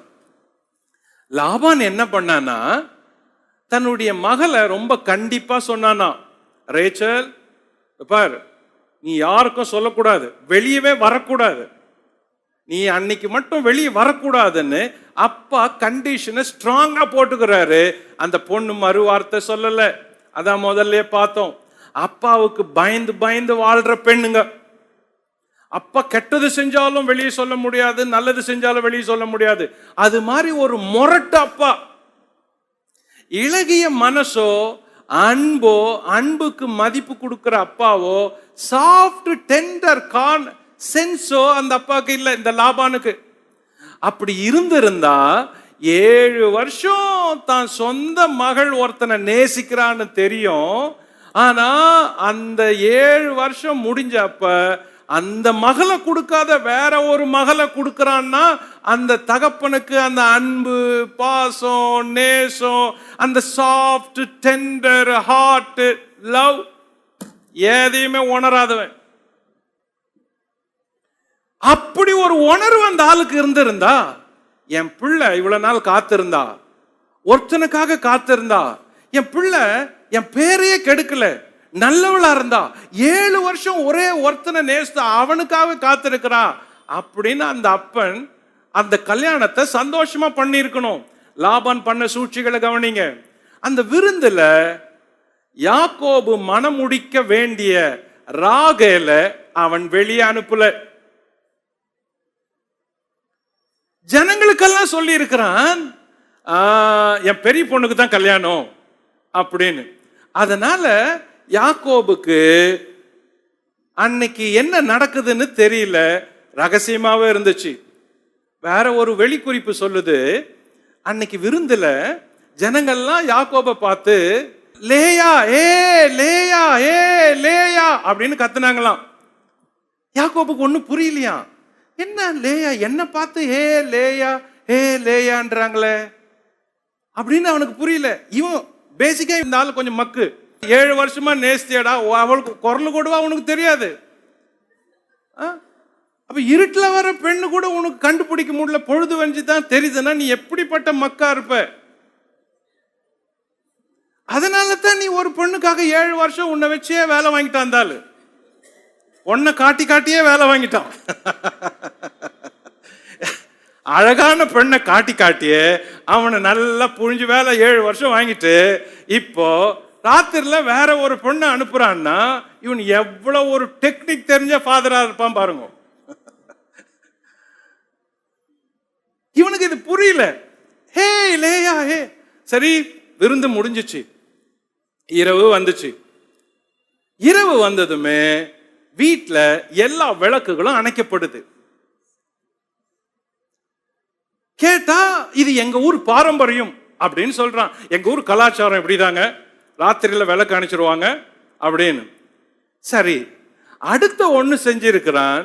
மணமகள் யாரோ அவளுக்கு முக்காடு முழுசும் போட்டிருக்கிறான். சோ ஒண்ணு மணப்பெண் முக்காடால முகத்தை மறைக்கப்பட்டுச்சு, இன்னொன்னு இருள் வீட்டுல விளக்கு அணைக்கப்பட்டுச்சு. இப்போ அன்று இரவு ஒரு புது பெண் உள்ள வரா. எனக்கு என்னன்னா ரெண்டுமே பெண்கள் தான். அந்த 2 பெண்களுடைய உள்ளத்தை பாருங்க, எண்ணத்தை பாருங்க, வாழ்க்கையை பாருங்க. தங்கச்சி ஒரே ஆள நேஸ்தான். இத 7 வருஷமா இந்த பெண் அக்கா பார்த்துக்கிட்டே இருக்கிறா. அவங்க பேசினது, பார்த்தது, சிரிச்சது எல்லாமே பார்த்தா தெரியும். ஆனா அன்னைக்கு ராத்திரி அவளுக்கு பதில் அக்கா உள்ள போறான்னா அவங்க அப்பா சம்மதத்தோட போறா. அப்பா சொல்லிட்டாரு, நோ, பெரிய பிள்ளைய வச்சுட்டு சின்ன பிள்ளைய கொடுக்க மாட்டோம், இது எங்க ஊர் கலாச்சாரம். அப்போ அந்த பெண்ணுடைய உள்ளத்தை அந்த ஆள் பார்க்கல. மூத்த பெண்ணும் இல்ல, இளைய மகளுடைய உள்ளத்தை பார்க்கல. அன்பு நோ, நேசம் நோ, 7 வருஷம் காதல் நோ. டெண்டர் ஹார்ட், அந்த சாஃப்ட் கார்னர், அந்த இளகிய நேசத்தின் எந்த ஒரு உணர்வோ வெளிப்பாடோ இந்த மொரட்டு தகப்பனுக்கு பார்க்கக்கூடிய அளவுக்கு இருதயமே இல்லை. இப்படியும் இருக்கிறான் உலகத்துல. இன்னைக்கு இவ்வளோ மொரட்டு சுபாவம் உள்ள ஆட்கள் இருக்கிறாங்களே, அன்பே இல்லாத ஆட்கள் இருக்கிறாங்க. யோசித்து பார்க்கிறேன், தான் பெண்ணு அவனை தான் நேசிச்சா. எவ்வளோ ஒரு இருதயம் கடினமா இருந்தா, தைரியம் இருந்தா, தான் கூடவே இருந்து 7 வருஷம் உழைச்ச ஒருத்தன் தான் சொந்த சகோதரியினுடைய பையன் அவனுக்கு வஞ்சிக்கிற மாதிரி, ஏமாத்துற மாதிரி அன்னைக்கு ராத்திரி அவன் நேசித்த மகளை அனுப்பாத மூத்த மகளை அனுப்புறான். பொழுது வெடிஞ்ச பிறகு தெரியுது அவள் ராகேல் இல்ல, லேயாளுன்னு. என்னை ஏமாத்துனாங்கன்னு. இதுதான், இதே மாதிரிதான், இதே சூழல்ல தான் இப்படி ஒரு ஏமாற்றம் தான் அன்னைக்கு ஏசாவுக்கு வந்துச்சு. நீ தானே செஞ்ச யாக்கோபே. இன்னைக்கு காலையில ஏமாந்த பிறகு தெரியுது இல்ல, இதே மாதிரி தான் அன்னைக்கு 7 வருஷத்துக்கு முன்னாடி உன் அண்ணன் வேட்டைக்கு போய் ஆசையா வீட்டுக்கு வந்தான், அப்பா கிட்ட ஆசீர்வாதம் வாங்கணும்னு. ஆனால் அந்த ஆசீர்வாதத்தை ஏமாத்தி களவா திருடனியே, நான் தான் ஏசான்னு சொன்னியே. அன்னைக்கு செஞ்சது அப்படியே போயிடுச்சுன்னு நினைச்சியே. முற்பகல் செய்வின் பிற்பகல் விளையோன்றது இப்ப புரிஞ்சுதா? இப்ப புரிஞ்சுதா? வாழ்க்கையில யாரையுமே தேவன் நியாயம் தீர்க்காத போறதே இல்லை. எந்த ஒரு மனுஷனாகட்டும், அவன் சாவதற்கு முன்னால அவன் செஞ்ச அநியாயம் கர்த்தரால் பார்க்கப்படுமானால் அவனுக்கு பாடம் புகட்டுவதே சரி என்று தேவன் வச்சிருக்கிறாரு. அதுல விசுவாசியும் சரி அவிசுவாசியும் சரி அது கிடையாது. நீதியா நியாயமா அதுதான். இது பிலீவர் செஞ்ச தப்பு, இது பிலீவர் இல்லாதவங்க செஞ்ச தப்பு அப்படின்னு தேவன் விடல. பட்சபாதம் இல்லை. நியாயம்னு வந்துட்டா அது கர்த்தருடைய பிள்ளையாகட்டும் நியாயம்தான், கர்த்தருடைய பிள்ளை இல்லைனாலும் நியாயம்தான். தேவன் நியாயம் செய்யறதுல சரியா நிக்கிறவர், சரியா நிக்கிறவர். அப்ப இந்த இடத்துல தான் 7 வருஷத்துக்கு முன்னாடி யாக்கோபு செஞ்சது உதிக்குது. இப்படிதான் நானும் பண்ணனே, நான் என்ன பண்ணணும், எனக்கே அதே நடந்துச்சு அப்படின்னு. சோ பொழுது வடிஞ்சிச்சு. இன்னொன்னு பக்கம் அன்னைக்கு இரவு ராகேலுடைய இருதயம் எப்படி இருந்திருக்கும்?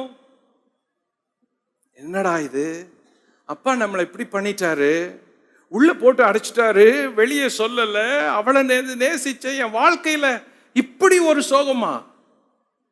அன்னைக்கு இரவு அவ தூங்கி இருப்பாளா? அன்னைக்கு இரவு அவ அழுது அழுது கண்கள் எப்படி செவந்திருக்கும்? அப்போ இது எவ்வளவு பெரிய ஒரு பாதிப்பு அவளுக்குள்ள உருவாகி இருக்கும் பாருங்க. பொழுது வெடிஞ்சிச்சு. யாக்கோபு பார்த்தா தான் நேசித்த ராகேல் இல்ல, லேயாள். வரான், கேட்கிறான், ஏன் இப்படி செஞ்சீங்க, ஏன் இப்படி செஞ்சீங்கன்னு கொதிச்சு கேட்கிறான். அவன் கூலா பதில் சொல்றான். அது எப்படி பொண்ணு பெரிய பொண்ணை வச்சுட்டு சின்ன பொண்ணு கொடுப்பாங்களா? அது எங்க ஊர்ல பழக்கம் இல்லைன்னு தெரியல, இதுல என்ன இருக்கு? கூலா பதில் சொல்றான். அப்போ இந்த ஆளுக்கு அந்த சாஃப்ட் கார்னரே இல்லை. ஆனா அப்பா இருதயம் கடின இருதயம். அவன் செஞ்சது நினைக்கிறது சாதிக்கணும், அவன் விரும்புறது நடக்கணும். அப்படிப்பட்ட ஒரு அப்பா. அதுக்காக என்ன ஒண்ணும் பண்ணுவாரு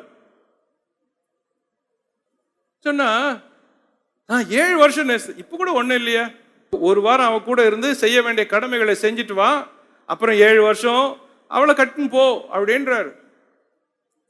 பாருங்க, வாழ்க்கையில இப்ப இந்த மாதிரி கடினமான ஆட்கள் கீழே வரப்பதான் நம்ம உருவாக்கப்படுறோம். எல்லாருக்கும் இது பாடம். உங்களுக்கு மேல யாருன்னா கடினமானவங்க இருந்தா, உங்களை அழுத்தினா, உங்களை பாதிச்சா, உங்களை கீறல்களை உண்டாக்குனா, உங்க இருதயங்கள் கீறப்பட்டா, உங்கள் இன்பங்களும் சந்தோஷங்களும் பறிபோகும்படி அவர்கள் உங்களை உடைச்சா, கவலைப்படாதீங்க, கர்த்தர் உங்களை உருவாக்குறார் அப்படின்னு அர்த்தம். இந்த உருவாகுதல் யாராலையும் கொடுக்க முடியாது. ஒரு பக்கம் இது ராங், தப்பு, பிளைண்ட் மிஸ்டேக், ஏத்துக்கொள்ள முடியாது. ஆனால் இதற்கு மறுபக்கம் ஆவிக்குரிய ரீதியில இதை பார்த்தா, இது யாக்கோபுக்கு உருவாக்கப்படுற ஒரு காலம். இந்த 20 வருஷம் யாக்கோபு நல்ல ஒரு முற்பிதாவா உருவாகிறான். இவ்வளோ நாள் அவனுக்கு இருந்த குணங்களை விட, அவனுக்குள்ள இருந்த சுபாவங்களை விட, அவன் பெற்ற காரியங்களை விட, அவனுக்குள்ள இருந்த பக்தி, விசுவாசம், தேவ பயம், இவைகளை காட்டிலும் இப்ப வெளிப்புறத்துல அவன் நசுக்கப்படும் பொழுது, அடிக்கப்படும் பொழுது, இருக்கப்படும் பொழுது அவன் உருவாகிற விதம் இருக்குதே, அது வேற. அது வேற. விசுவாசிகளுக்கு இப்படிப்பட்ட ஒரு பாடம் வேணும். இப்படிப்பட்ட ஒரு பாடம் வேணும்.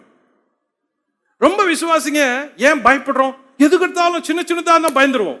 சின்ன சின்ன, ஐயோ நம்ம வர மாட்டோம், ஐயோ நான் போக மாட்டேன், ஐயோ நீ போவாத. ஏன் பயப்படுறோம்னா நமக்கு அதையெல்லாம் சந்திக்கிற பழக்கம் இல்லை. அதுக்கெல்லாம் சந்திக்கிற பழக்கம் இல்லை. ஆனா 2 தடவை ஜெயிலுக்கு போனவன பாருங்க. ஜெயில் தானே, 3ஆவது தடவை தானே போனோம், போறேன் அப்படின்ட்டு போவான். ஏன்? பழகிருச்சு. ஜெயில்னா என்னன்னு தெரியும், போலீஸ்காரனா என்னன்னு தெரியும், போலீஸ் ஸ்டேஷன்னா என்ன தெரியும். ஆனா ரொம்ப பேருக்கு ஐயோ போலீஸ் ஸ்டேஷனா போவே கூடாது, நம்ம கால் போலீஸ் ஸ்டேஷன்லயே படக்கூடாது, எல்லாம் சரி. ஆனா நீ உருவாகிறதுக்கு சில கடினமான காரியங்களையும் சந்திக்கணும். அப்பதான் அது உன்னை உருவாக்கும், தைரியப்படுத்தும், வைரம் உள்ளவங்களாக்கும், ஸ்திரம் உள்ளவங்களாக்கும். யாக்கோபுக்கு நடந்தது அதுதான். அவன் வீடு அவனுக்கு வசதியா இருந்துச்சு, அவன் பெற்றோர் அவனை செல்ல பிள்ளையா வச்சாங்க, அவனுடைய சூழல் அவனுக்கு எல்லாம் லகுவா கிடைச்சது, அவனுக்கு எந்த கஷ்டமும் இல்லாதப்போ அவன் பக்திக்குரியவனா உருவானான். ஆனால் வெளிப்புறத்திலிருந்து வருகிற அந்த பாடங்களோ அழுத்தங்களோ உருவாக்கப்படுதலோ அப்படிப்பட்ட ஒரு அழுத்தம் அவனுக்கு இல்லாததுனால இப்போ அந்த 20 வருஷம் வெவ்வேறு வகையில அவன் உடைக்கப்பட்டு உருவாக்கப்படுறான். 7 வருஷம் அவன் நேசத்தால கழிச்சான். இப்ப அடுத்த 7 வருஷம் அந்த நேசத்துக்காகவே இன்னும் உருகி வாழ வாழ்க்கையை தொடங்குறான். இப்போ விருந்து முடிஞ்சது. நம்பர் 2, இரவில் நடந்தது. நம்பர் 3, உறவில் நடந்தது. என்ன இரவில் நடந்தது? அதை தான் சொன்னேன். விளக்கு அணைக்கப்பட்டது, மணப்பெண்ணுக்கு முகம் மறைக்கப்பட்டது. சரி, அதுக்கப்புறம் என்ன? 3 உறவில் நடந்தது. அவன் எவளை நேசித்தானோ அவளை அவன் மனம் முடிக்கல. அவளுடைய அக்காளல் வாழ்க்கைப்பட்டா, ஆனால் அவன் இருதயம் அவளை நேசிக்கல. இங்க இப்ப வாழ்க்கை எல்லாருக்குமே கஷ்டமாயிடுது. அப்பா நினைச்சான் கல்யாணம் பண்ணி கொடுத்தா போதும், வேலை முடிஞ்சிச்சுன்னு நினைச்சான். கல்யாணம் பண்ணி கொடுத்தா போதும், என் வேலை முடிஞ்சிச்சுன்னு. ஆனா கல்யாணத்துக்கு பிறகு அந்த வாழ்ற வாழ்க்கை இருக்குது, தன் புருஷன் தன்னை நேசிக்கணும்னு எதிர்பார்க்கிற அந்த மனைவி, தன்னையே சுற்றி சுற்றி வரணும்னு நினைக்கிற அந்த எதிர்பார்ப்பு, அப்படியெல்லாம் ஒன்றும் இந்த லேயாளுக்கு நடக்கல. வாழ்க்கப்பட்ட அவ்வளவுதான், ஆனால் அவள் எதிர்பார்த்த ஒன்னும் அந்த புருஷன்கிட்ட இருந்து கிடைக்கல. கல்யாணம் தான் அவளுக்கு அவங்கிட்ட ஆச்சே தவிர மற்ற எந்த ஒரு பாசமோ நேசமோ விசாரிப்போ கவனிப்போ இல்ல. அப்போ அவள் இருதயம் அவனிடத்துல அது தேடுது. என் வீட்டுக்கார் வருவாரா, என்ன நேசிப்பாரா, என்னிடத்துல பேசுவாரா, என்ன தொட்டு அணைப்பாரா அப்படின்னா, அந்த ஆள் வந்ததும் முகத்தை திருப்பிக்கிறாரு, சாப்பிட்டு போய் படுத்துக்கிறாரு, எப்ப பாரு ராகேல் ராகேல் ராகேல்னு பெணாத்துறாரு. சோ ஒரு திருமணமான ஒருத்தன் இன்னொரு பெண்ணை நேசிச்சா எந்த மனைவியால ஏத்துக்க முடியும்? அப்போ யாக்கோபுக்கு லேயாளுக்கும் பிரச்சனை அதுதான். இந்த அதிகாரத்தின் 4ஆம் பகுதி, யாக்கோபு லேயால திருமணம் பண்ணிய பிறகு அவளிடத்துல பிள்ளைகளை பெற்றெடுத்தான். அப்ப கேட்கலாம், எப்படி பிரதர் இந்த அதிகாரத்துல லேயால் தான் பிள்ளைகளை பெற்றெடுக்கிறா அப்படின்னு வருது? எங்க? பகுதி 4, யாக்கோபு லேயாளிடம் பெற்ற பிள்ளைகள். 31ஆம் வசனத்திலிருந்து 35ஆம் வசனம் வரைக்கும் வாசிப்போம். லேயாள் அற்பமாய் எண்ணப்பட்டாள் என்று கர்த்தர் கண்டு அவள் கர்ப்பம் தரிக்கும்படி செய்தார். ராகேலோ மலடியாய் இருந்தாள். லேயாள் கர்ப்பவதியாகி ஒரு குமாரனை பெற்று கர்த்தர் என் சிறுமையை பார்த்தருளினார், இப்பொழுது என் புருஷன் என்னை நேசிப்பார் என்று சொல்லி அவனுக்கு ரூபன் என்று பெயரிட்டாள். மறுபடியும் அவள் கர்ப்பவதியாகி ஒரு குமாரனை பெற்று நான் அற்பமாய் எண்ணப்பட்டதை கர்த்தர் கேட்டருளி இவனையும் எனக்கு தந்தார் என்று சொல்லி அவனுக்கு சிமியோன் என்று பெயரிட்டாள். பின்னும் அவள் கர்ப்பவதியாகி ஒரு குமாரனை பெற்று என் புருஷனுக்கு 3 குமாரனை பெற்றபடியால் அவர் இப்பொழுது என்னோடு சேர்ந்திருப்பார் என்று சொல்லி அவனுக்கு லேவி என்று பெயரிட்டாள். மறுபடியும் அவள் கர்ப்பவதியாகி ஒரு குமாரனை பெற்று இப்பொழுது கர்த்தரை துதிப்பேன் என்று சொல்லி அவனுக்கு யூதா என்று பெயரிட்டாள். பிற்பாடு அவளுக்கு பிள்ளை பேரு நின்று போயிற்று. 4 காரியங்கள், 4 பிள்ளைகளை பெற்றெடுக்கிறான். இப்ப கேட்கலாம், பிரதர் நீங்க யாக்கோபு லேயால நேசிக்கலன்னு சொல்றீங்க, எப்படி 4 பிள்ளைங்களை பெற்றாங்க 2 பேரும் அப்படின்னு கேட்கலாம். எப்படி பிரதர்? அவர் லவ் பண்ணது ராகேல, திருமணம் பண்ணது லேயால, ஆனா பிள்ளைகளை பெற்றெடுத்தது லேயாலு கிட்ட, அதுவும் 1 2 இல்ல 4 பிள்ளைங்க. அப்படின்னா எப்படி நீங்க நேசிக்கலன்னு சொல்லலாம்? எப்படி சொல்லறேன்னா, நான் சொல்லல யாக்கோபு லேயால நேசிக்கலன்னு, லேயால் சொல்லுது அவர் என்ன நேசிக்கலன்னு. எப்படி? பிள்ளைகளை பெற்றெடுத்த பொழுது அவ சொல்ற வார்த்தைகள் தான் அவ குடும்ப சூழலை விளக்குது. எப்படி அவ வாழறா அந்த புருஷனிடத்துலன்னு. இன்னும் இந்த ஒரு சாப்டர்ல இப்படி இருக்குதுன்னா அடுத்த சாப்டர்ல இதை விட அதிகமா இருக்குது. சரி, என்ன நடக்குது இந்த 4ஆம் பகுதியில? லேயால் அற்பமாய் எண்ணப்பட்டால். ஆதியாகமம் 29:31 அப்படிதான் சொல்லுது பாருங்க. 29:31 லேயால் அற்பமாய் எண்ணப்பட்டால் என்று கர்த்தர் கண்டு அவள் கர்ப்பம் தரிக்கும்படி செய்தார். ராகேலோ மலடியா இருந்தார். அப்போ அந்த அக்கா, ராகேலுடைய அக்கா லேயால் அற்பமா எண்ணப்பட்டா. யாரால எண்ணப்பட்டா? யாரால எண்ணப்பட்டிருப்பா? யாக்கோபால எண்ணப்பட்டிருப்பா, ராகேலால எண்ணப்பட்டிருப்பா. அவ்வளவுதான். அப்பா வேலை முடிஞ்சிச்சு. அப்பா என்ன பண்ணாரு? பெண்ணை கொடுக்கறப்ப கூடவே ஒரு அசிஸ்டன்ட் இன்னொரு பெண்ணையும் சேர்த்து கொடுக்கறாரு. வேலைக்காரையும் சேர்த்து கொடுக்குறாரு. அந்த நாட்கள்ல அது ஒரு வழக்கம், கலாச்சாரமா இருந்துச்சு. ஒரு தகப்பன் ஒரு பெண்ணை கொடுக்குறப்ப கூடவே ஒரு உதவியாளரை பெண்ணை சேர்த்து கொடுப்பாரு. ஏன்னா ஒருவேளை அந்த மகள் கர்ப்பம் தரிக்கலன்னா தன்னுடைய வேலைக்காரியின் மூலம் கர்ப்பம் தரிச்சு அந்த பிள்ளை பெற்ற உருவாக்குவது அப்போதைக்கு இருந்த கலாச்சாரம். அதனாலதான் இந்த அதிகாரத்துல ராகேலுக்கும் லேயாளுக்கும் பெண்ணை கொடுக்கறப்ப ஒரு பெண்ணை சேர்த்தே கொடுக்குறாங்க. அது கலாச்சாரமா இருந்துச்சு. அதே மாதிரி தான் நடந்துச்சுன்னு அடுத்த அதிகாரம் சொல்லுது. ஓகே, சரி, என்ன ஆச்சு? திருமணத்துக்கு பிறகு லேயால் அற்பமா எண்ணப்பட்டாள் அப்படின்னா யாக்கோபு லேயால அற்பமா எண்ணிட்டு ராகேல ரொம்ப முக்கியமா நினைச்சாரு. ரொம்ப முக்கியமா நினைச்சாரு.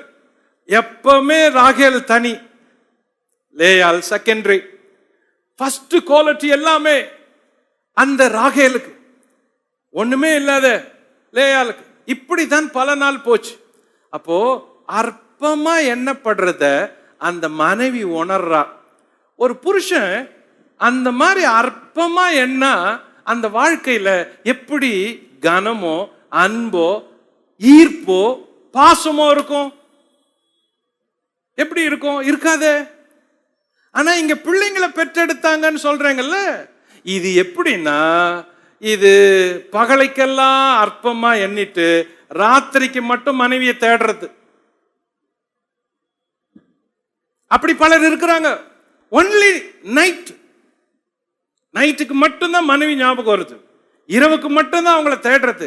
அப்படின்னு இருக்கிறப்ப காரியங்கள் வாழ்க்கை கசக்கும், பிள்ளை பேரு ஒண்ணு நடக்கும். ஆனா என்ன எதிர்பார்ப்பு அப்படின்னா, நான் அற்பமா எண்ணப்படுறேனே, என்ன கனமா எப்ப எண்ணுவாங்க அப்படின்னு ஒரு எதிர்பார்ப்பு இருக்குது. அப்போ இதுல இருந்து என்ன தெரியுது? எந்த ஒரு பெண்ணும் தன் வீட்டில கனத்துக்குரியவர்களா எண்ணப்படணும், அதை எதிர்பார்க்கிறாங்க அப்படின்றது பாடம். ரெஸ்பெக்டபிள் பர்சன், வீட்டில பெண் ரெஸ்பெக்டபிள் பர்சன், அற்பமா என்றவங்க இல்லை. லேயாளுக்கு அது நடந்துச்சு. அதுக்கப்புறம் இப்போ அவள் பிள்ளையை பெற்றெடுக்கிறா, முதல் பிள்ளை. லேயாள் கர்ப்பவதியாகி ஒரு குமாரனை பெற்று, கர்த்தர் என் சிறுமையை பார்த்தார், இப்பொழுது என் புருஷன் என்னை நேசிப்பார் என்றார். கவனிங்க, அவள் வார்த்தை சொல்லுது, நான் ரொம்ப சிறுமியா இருக்கிறேன் சிஸ்டர், ரொம்ப சிறுமியா இருக்கிறேன்.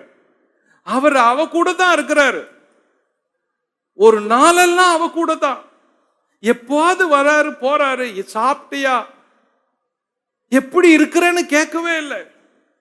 அப்படி ஒரு வாழ்க்கை தான் லேயால ராகேலுக்கு இருக்கிற வாழ்க்கை. இப்போ என் சிறுமையை பார்த்தாரு, கர்ப்பம் ஆயிட்டுனா கர்த்தர் என் சிறுமையை பார்த்தாரு. இப்போ அவ சொல்றா, என் சிறுமியை பார்த்தாரு, இப்பொழுது என் புருஷன், இப்பவாவது என் புருஷன் என்ன நேசிப்பார் அப்படின்னு சொல்லி அவனுக்கு ரூபன் அப்படின்னு பெயர் வச்சாலாம். என்ன சொல்லுது? இப்போது என்ன நேசிப்பீங்கல்ல, கையில குழந்தை இருக்குது, இப்போது என்ன நேசிப்பீங்கல்ல, உங்க நேசத்துக்காக தானே நான் வரேன்.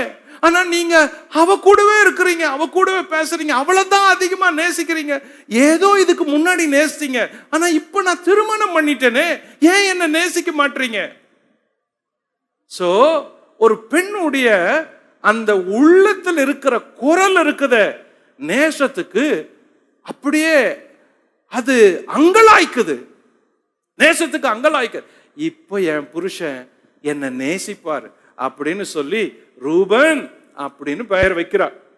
சரி, அடுத்தது நம்பர் 2. மறுபடியும் 33, மறுபடியும் அவள் கர்ப்பவதியாகி ஒரு குமாரனை பெற்று, நான் அற்பமா எண்ணப்பட்டதை கர்த்தர் கேட்டருளி இவனையும் தந்தார். கவனிங்க, வார்த்தையை கவனிங்க. நான் அற்பமா எண்ணப்பட்டத கர்த்தர் பார்த்தாரா கேட்டாரா? அப்படின்னா என்ன? வார்த்தையில அற்பமா எண்ணி எண்ணி பேசுறத தேவன் கேட்டார். அற்பமா. என்ன நீ என்ன ரொம்ப அழகா? உன் கண்ணு பாரு, உன் கண்ணு கூச்ச கண்ணு, எப்ப பாரு சிமிட்டின்னு இருக்கு. நீ என்ன ரொம்ப உயரமா? நீ என்ன ரொம்ப செவப்பா? உங்க அப்பனை தெரியாது? உங்க அப்பன் எப்படி ஏமாத்தினான்னு தெரியாது? ராத்திரில உன்னை மூடி எட்டு வந்து விட்டு போனானே, நீ அமைதியா இருந்தியே, சொல்றதானே?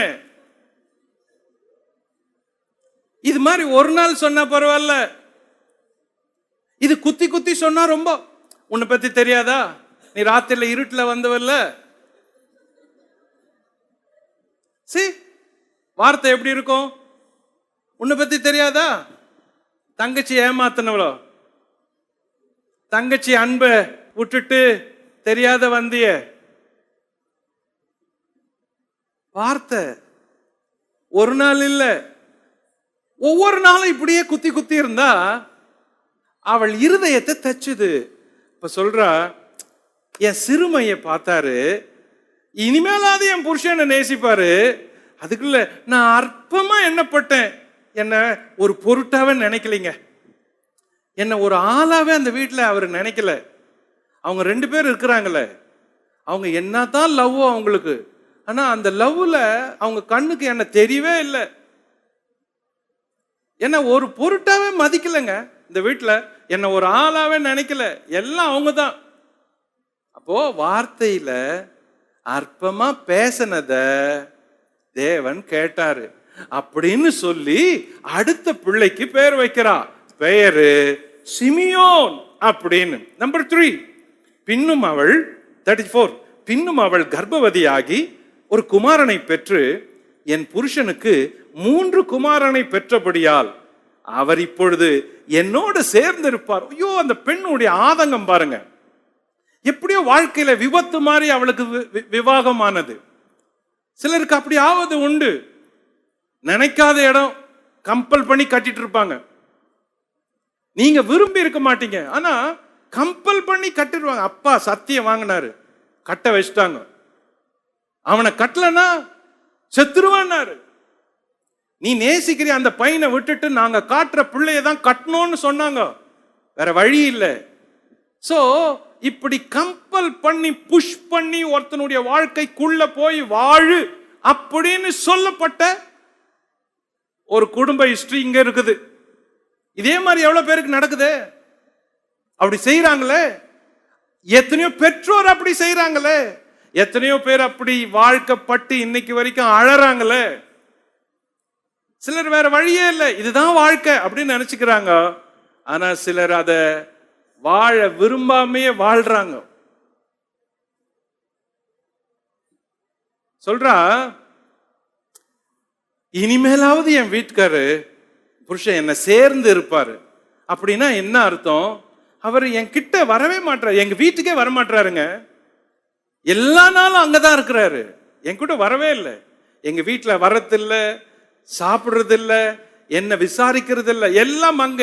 அப்போ இந்த 3வது பிள்ளை பெற்றப்ப இனிமேலாவது என் வீட்டுக்காரு என்ன சேர்ந்து இருப்பாருன்னு எண்ணி ஆசைப்பட்டு லேவி அப்படின்னு பேர் வச்சா.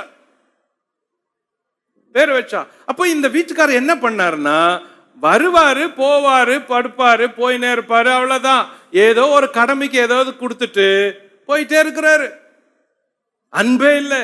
தகப்பனிடத்திலையும் அன்பு இல்லாத தகப்பன், புருஷனிடத்திலையும் அன்பு இல்லாத புருஷன். அப்படின்னா லேயாளுடைய இருதயமும் வாழ்க்கை எப்படி இருக்கும்? அதனாலதான் இவ்வளவு காரியங்கள் அவ கண்ணீரோட பேசுறா. இது யாருக்கோ எங்கேயோ யார் வீட்டுக்கோ நடந்ததில்லை. இன்னைக்கு எத்தனையோ லேயாட்கள் உலகத்துல இப்படி இருக்கிறாங்க, எத்தனையோ லாபான்கள் வீட்டுக்குள்ள இப்படி இருக்கிறாங்க, எத்தனையோ யாக்கோபுகள் வீட்டுக்குள்ள இப்படி இருக்கிறாங்க.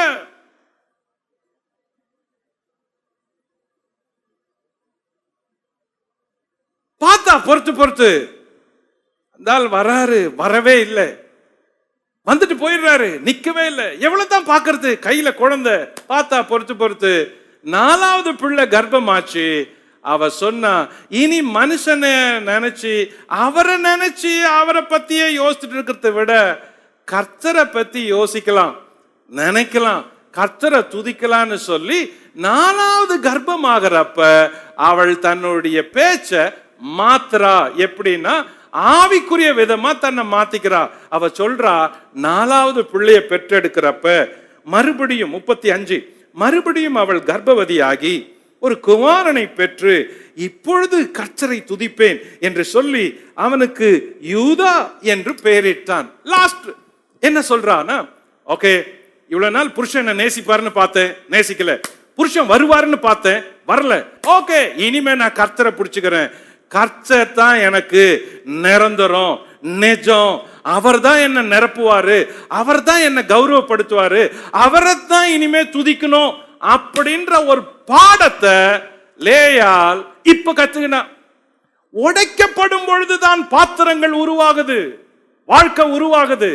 லேயால் உடைப்புக்கு மேல உடைப்பு, உடைப்புக்கு மேல உடைப்பு, எதிர்பார்ப்பு எல்லாம் உடையுது, வாழ்க்கையே உடையுது, எண்ணங்கள் உடையுது, ஆசை உடையுது, எல்லாமே உடைஞ்சிட்டு கடைசியா ஒரே தஞ்சம், தேவனே இனிமே நான் உங்களை துதிப்பேன். மனுஷனை துதிச்சு பிரயோஜனம் இல்லை, மனுஷனிடத்துல எதிர்பார்த்து பிரயோஜனம் இல்லை, மனுஷன அன்புக்காக ஏங்கி பிரயோஜனம் இல்லை, இனிமே உங்களை துதிப்பேன் அப்படின்னு சொல்லி அந்த பிள்ளைக்கு யூதா அப்படின்னு பேர் வச்சான்.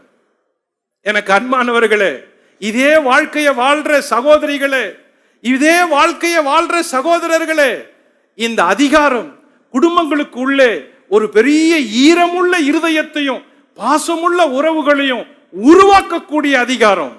அப்படிப்பட்ட ஒரு தகப்பனா, புருஷனா, மனைவியா, தாயா இருக்கணும். அதுதான் இது சொல்லுது, அப்படிதான் இதை சொல்லி கொடுக்குது, அதுதான் இதன வெளிப்பாடு. உங்கள எத்தனை பேரு காயங்களோட வாழ்றீங்க? உங்கள எத்தனை பேரு ஏமாற்றத்தோட வாழ்றீங்க? உங்கள எத்தனை பேரு இதுதான் அப்படின்னு நிர்ணயிச்சுட்டு வாழ்றீங்க? உங்க எல்லாருக்கும் கர்த்தர் சொல்றது இதுதான், இனிமேல் நீங்கள் கர்த்தரை துதிங்க. கர்த்தர் உங்க கையில துதிய கொடுத்திருக்கிறாரு. அந்த துதி யூதா என்ற ஒரு உருவத்தில் இருக்குது. இந்த யூதா தான், யூதா கோத்திரத்து சிங்கத்தையே பூமிக்கு கொண்டு வந்த கோத்திரம். இந்த யூதா தான் உலகத்தையே ரட்சிக்க வந்த யூத ராஜ சிங்கத்தை கொண்டு வந்த கோத்திரத்தின் ஆதி தகப்பன். இந்த யூதா தான் யூதர்களுக்கு மட்டும் ரட்சகர் அல்ல, முழு உலகத்துக்கும் ரட்சிப்பை கொண்டு வந்த ஒரு ஆதி தகப்பன் இந்த யூதா. அப்படின்னா உங்க சோகம் உலகத்துக்கு ஆறுதலை கொண்டு வரும், உங்கள் காயம் உலகத்துக்கு சுகத்தை கொண்டு வரும், உங்களுடைய தோல்விகள் பிறருக்கு வெற்றியை கொண்டு வரும், உங்களுடைய வீழ்ச்சிகள் பிறருக்கு எழுச்சியை கொண்டு வரும். நீங்கள் நினைத்தது நடக்காமல் போனது, ஆனால் நீங்கள் நினைத்தது ஒரு நாள் நல்லது நடக்கும்படி தேவன் உங்களை கையில் எடுப்பார். கர்த்தர் உங்களை அநேகரை எழுப்புறவர்களாக வைப்பார். காரணம், உங்கள் கையில யூதா இருக்கிறது. அந்த யூதா கர்த்தருக்கு ஸ்தோத்திரம் சொன்னால் முழு உலகத்துக்கும் தேவன் ரட்சிப்பையும் சந்தோஷத்தையும் கொண்டு வரக்கூடிய வாய்ப்புகளை, வழிகளை உன் கையிலிருந்து, உன் கையிலிருந்து, உன் வீட்டிலிருந்து, உன்னுடைய வாழ்க்கையிலிருந்து கொண்டு வருவார். ஹல்லேலூயா. எல்லாரும் ஒரு நிமிஷம் எழுந்திருப்போம், ஆண்டவரை பார்த்து ஒரே நிமிஷம் ஸ்தோத்திரம் பண்ணுவோம், கர்த்தரை துதிப்போம். Thank you Holy Spirit. Thank you Holy Spirit. 1 minute prayer. எல்லாரும் கரங்களை உயர்த்தி ஆண்டவருக்கு சத்தமா ஸ்தோத்திரம் பண்ணுவோம். ஓ, நீங்கள் உடைக்கப்பட்டவர்களா ஸ்தோத்திரம் பண்ணுங்க. நீங்க அவமானப்படுத்தப்பட்டவங்களா ஸ்தோத்திரம் பண்ணுங்க. நீங்கள் வாழ்க்கையில கீறல்களை சந்திச்சவங்களா ஸ்தோத்திரம் பண்ணுங்க. அற்பமா எண்ணப்பட்டவர்களா ஸ்தோத்திரம் பண்ணுங்க. நீங்கள் துக்கத்தோடு நிற்கிறவர்களா ஸ்தோத்திரம் பண்ணுங்க. நிந்தைகளை சுமந்தவர்களா ஸ்தோத்திரம் பண்ணுங்க. நீங்கள் அவமானத்துக்குள்ளே வாழ்பவர்களா ஸ்தோத்திரம் பண்ணுங்க. நீங்கள் எல்லாராலும் பகைக்கப்பட்டவர்களா ஸ்தோத்திரம் பண்ணுங்கள். நீங்கள் அன்புக்காக ஏங்குகிறவர்களா ஸ்தோத்திரம் பண்ணுங்கள். நீங்கள் வாழ்க்கையை கண்ணீரோடும் புலம்பலோடும் கஷ்டத்தோடும் அனுபவித்துக் கொண்டிருக்கிறவர்களா கர்த்தரை ஸ்தோத்திரம் பண்ணுங்கள். ஆண்டவரே உங்களை ஸ்தோத்திரம் பண்ணும்படி வைக்கிறார். இதுதான் வாழ்க்கையின் ரகசியம், கடைசி எல்லை. கர்த்தரை ஸ்தோத்தரிப்பதுதான் கடைசி பிடி, கர்த்தரை ஸ்தோத்தரிப்பதுதான் கடைசி பாடம், கர்த்தரை ஸ்தோத்தரிப்பதுதான் நீங்கள் கற்றுக்கொள்ளுகிற பாடம், கர்த்தரை பிடிப்பதுதான் கடைசி பாடம். பரலோக பிதாவே, உம்மை பிடித்துக் கொள்ளும்படி, உம்மை ஸ்தோத்தரிக்கும்படி, உம்மை உறுதியாய் பற்றி கொள்ளும்படி எங்கள் வாழ்க்கையில நீர் கற்றுக் கொடுக்கிற பாடங்களுக்காக ஸ்தோத்திரம். எங்களை உருவாக்குகிறதுக்காக ஸ்தோத்திரம். எங்களை எழுப்புகிறதுக்காக ஸ்தோத்திரம். எங்களை மீட்டு வர செய்கிறதுக்காக ஸ்தோத்திரம். எங்களை எங்களுக்காக மட்டுமல்ல, எல்லாருக்காக ஆசீர்வாதமாய் வைக்கிறதுக்காக ஸ்தோத்திரம். ஸ்தோத்திரம் அப்பா. என் வார்த்தையை கேட்டுக்கொண்டிருக்கிற எல்லாருக்காக நான் ஜெபிக்கிறேன். அவள் வாழ்க்கை காயங்கள் ஆறட்டும், வாழ்க்கையில் இருக்கிற கீறல்கள் ஆறட்டும், உடைந்து போன இருதயங்களை ஆற்றுவீராக, உடைந்து போன உள்ளங்களை ஆற்றுவீராக, உடைந்து போன குடும்ப உறவுகளை உருவாக்குவீராக, உடைந்து போன எல்லா சோகங்களை தள்ளிவிட்டு அவர்களுக்குள்ள நம்பிக்கையும் விசுவாசமும் பக்தியும் சந்தோஷத்தையும் இயேசுவின் நாமத்தில் திரும்ப கட்டுவீராக ராஜா, கட்டுவீராக. யூதாவே நீ கட்டப்படு, யூதாவே நீ எழுந்திரு, யூதாவே நீ ராஜ கோத்திர சிங்கம். கர்த்தர் உன்னை மற்றவர்களுக்கும் உலகத்துக்கும் ஆசீர்வாதமா வைப்பார். இந்த ஆசீர்வாதம் உன் கையில இருக்குது. இந்த ஆசீர்வாதம் உன் வாழ்க்கைக்குள்ள இருக்குது. இந்த ஆசீர்வாதம் உன் குடும்பத்துக்குள்ள இருக்குது. இந்த ஆசீர்வாதம் உன் கர்ப்பத்துக்குள்ளவே இருக்குது. ஹல்லேலூயா. பரலோக பிதாவே, என் வார்த்தையை கேட்டு இந்த வாக்குத்தத்தங்களை எல்லாம் நாங்கள் உரிமை பாராட்டி எங்களை தேற்றிக் கொண்டு திரும்பவும் எழும்பி நின்று ஓட எங்களை பலப்படுத்துகிறதுக்காக ஸ்தோத்திரம். உம்முடைய வார்த்தை வல்லமை உள்ளது. உம்முடைய வார்த்தை இருபுறம் கருக்குள்ளது. உம்முடைய வார்த்தை மக்களை எழுப்பக்கூடியது. உம்முடைய வார்த்தை எல்லாரையும் உயிர்ப்பிக்க கூடியது என்று நம்புகிறோம். அது செய்கிறதுக்காக ஸ்தோத்திரம். அந்த வார்த்தைகள் அதை செய்கிறதுக்காக ஸ்தோத்திரம். ஆண்டவரே, வந்த எல்லாரையும் ஆசீர்வதியும். இவர்களையும், இவர்கள் குடும்பங்களையும், இவர்கள் குடும்ப உறவுகளையும், குடும்ப நண்பர்களையும், இவருடைய எல்லா வீட்டாரையும் இயேசுவின் நாமத்தில் ஆசீர்வதிக்கிறோம். சுகமாய் இருப்பார்களாக. கோடா கோடி ஸ்தோத்திரம் இயேசுவின் நாமத்தில் பிதாவே, ஆமென். என் ஆத்துமாவே கர்த்தரை ஸ்தோத்திரி, முழு உள்ளமே பரிசுத்த நாமத்தை ஸ்தோத்திரி. என் ஆத்துமாவே கர்த்தரை ஸ்தோத்திரி, அவர் செய்த சகல உபகாரங்களையும் மறவாதே. ஆமென்.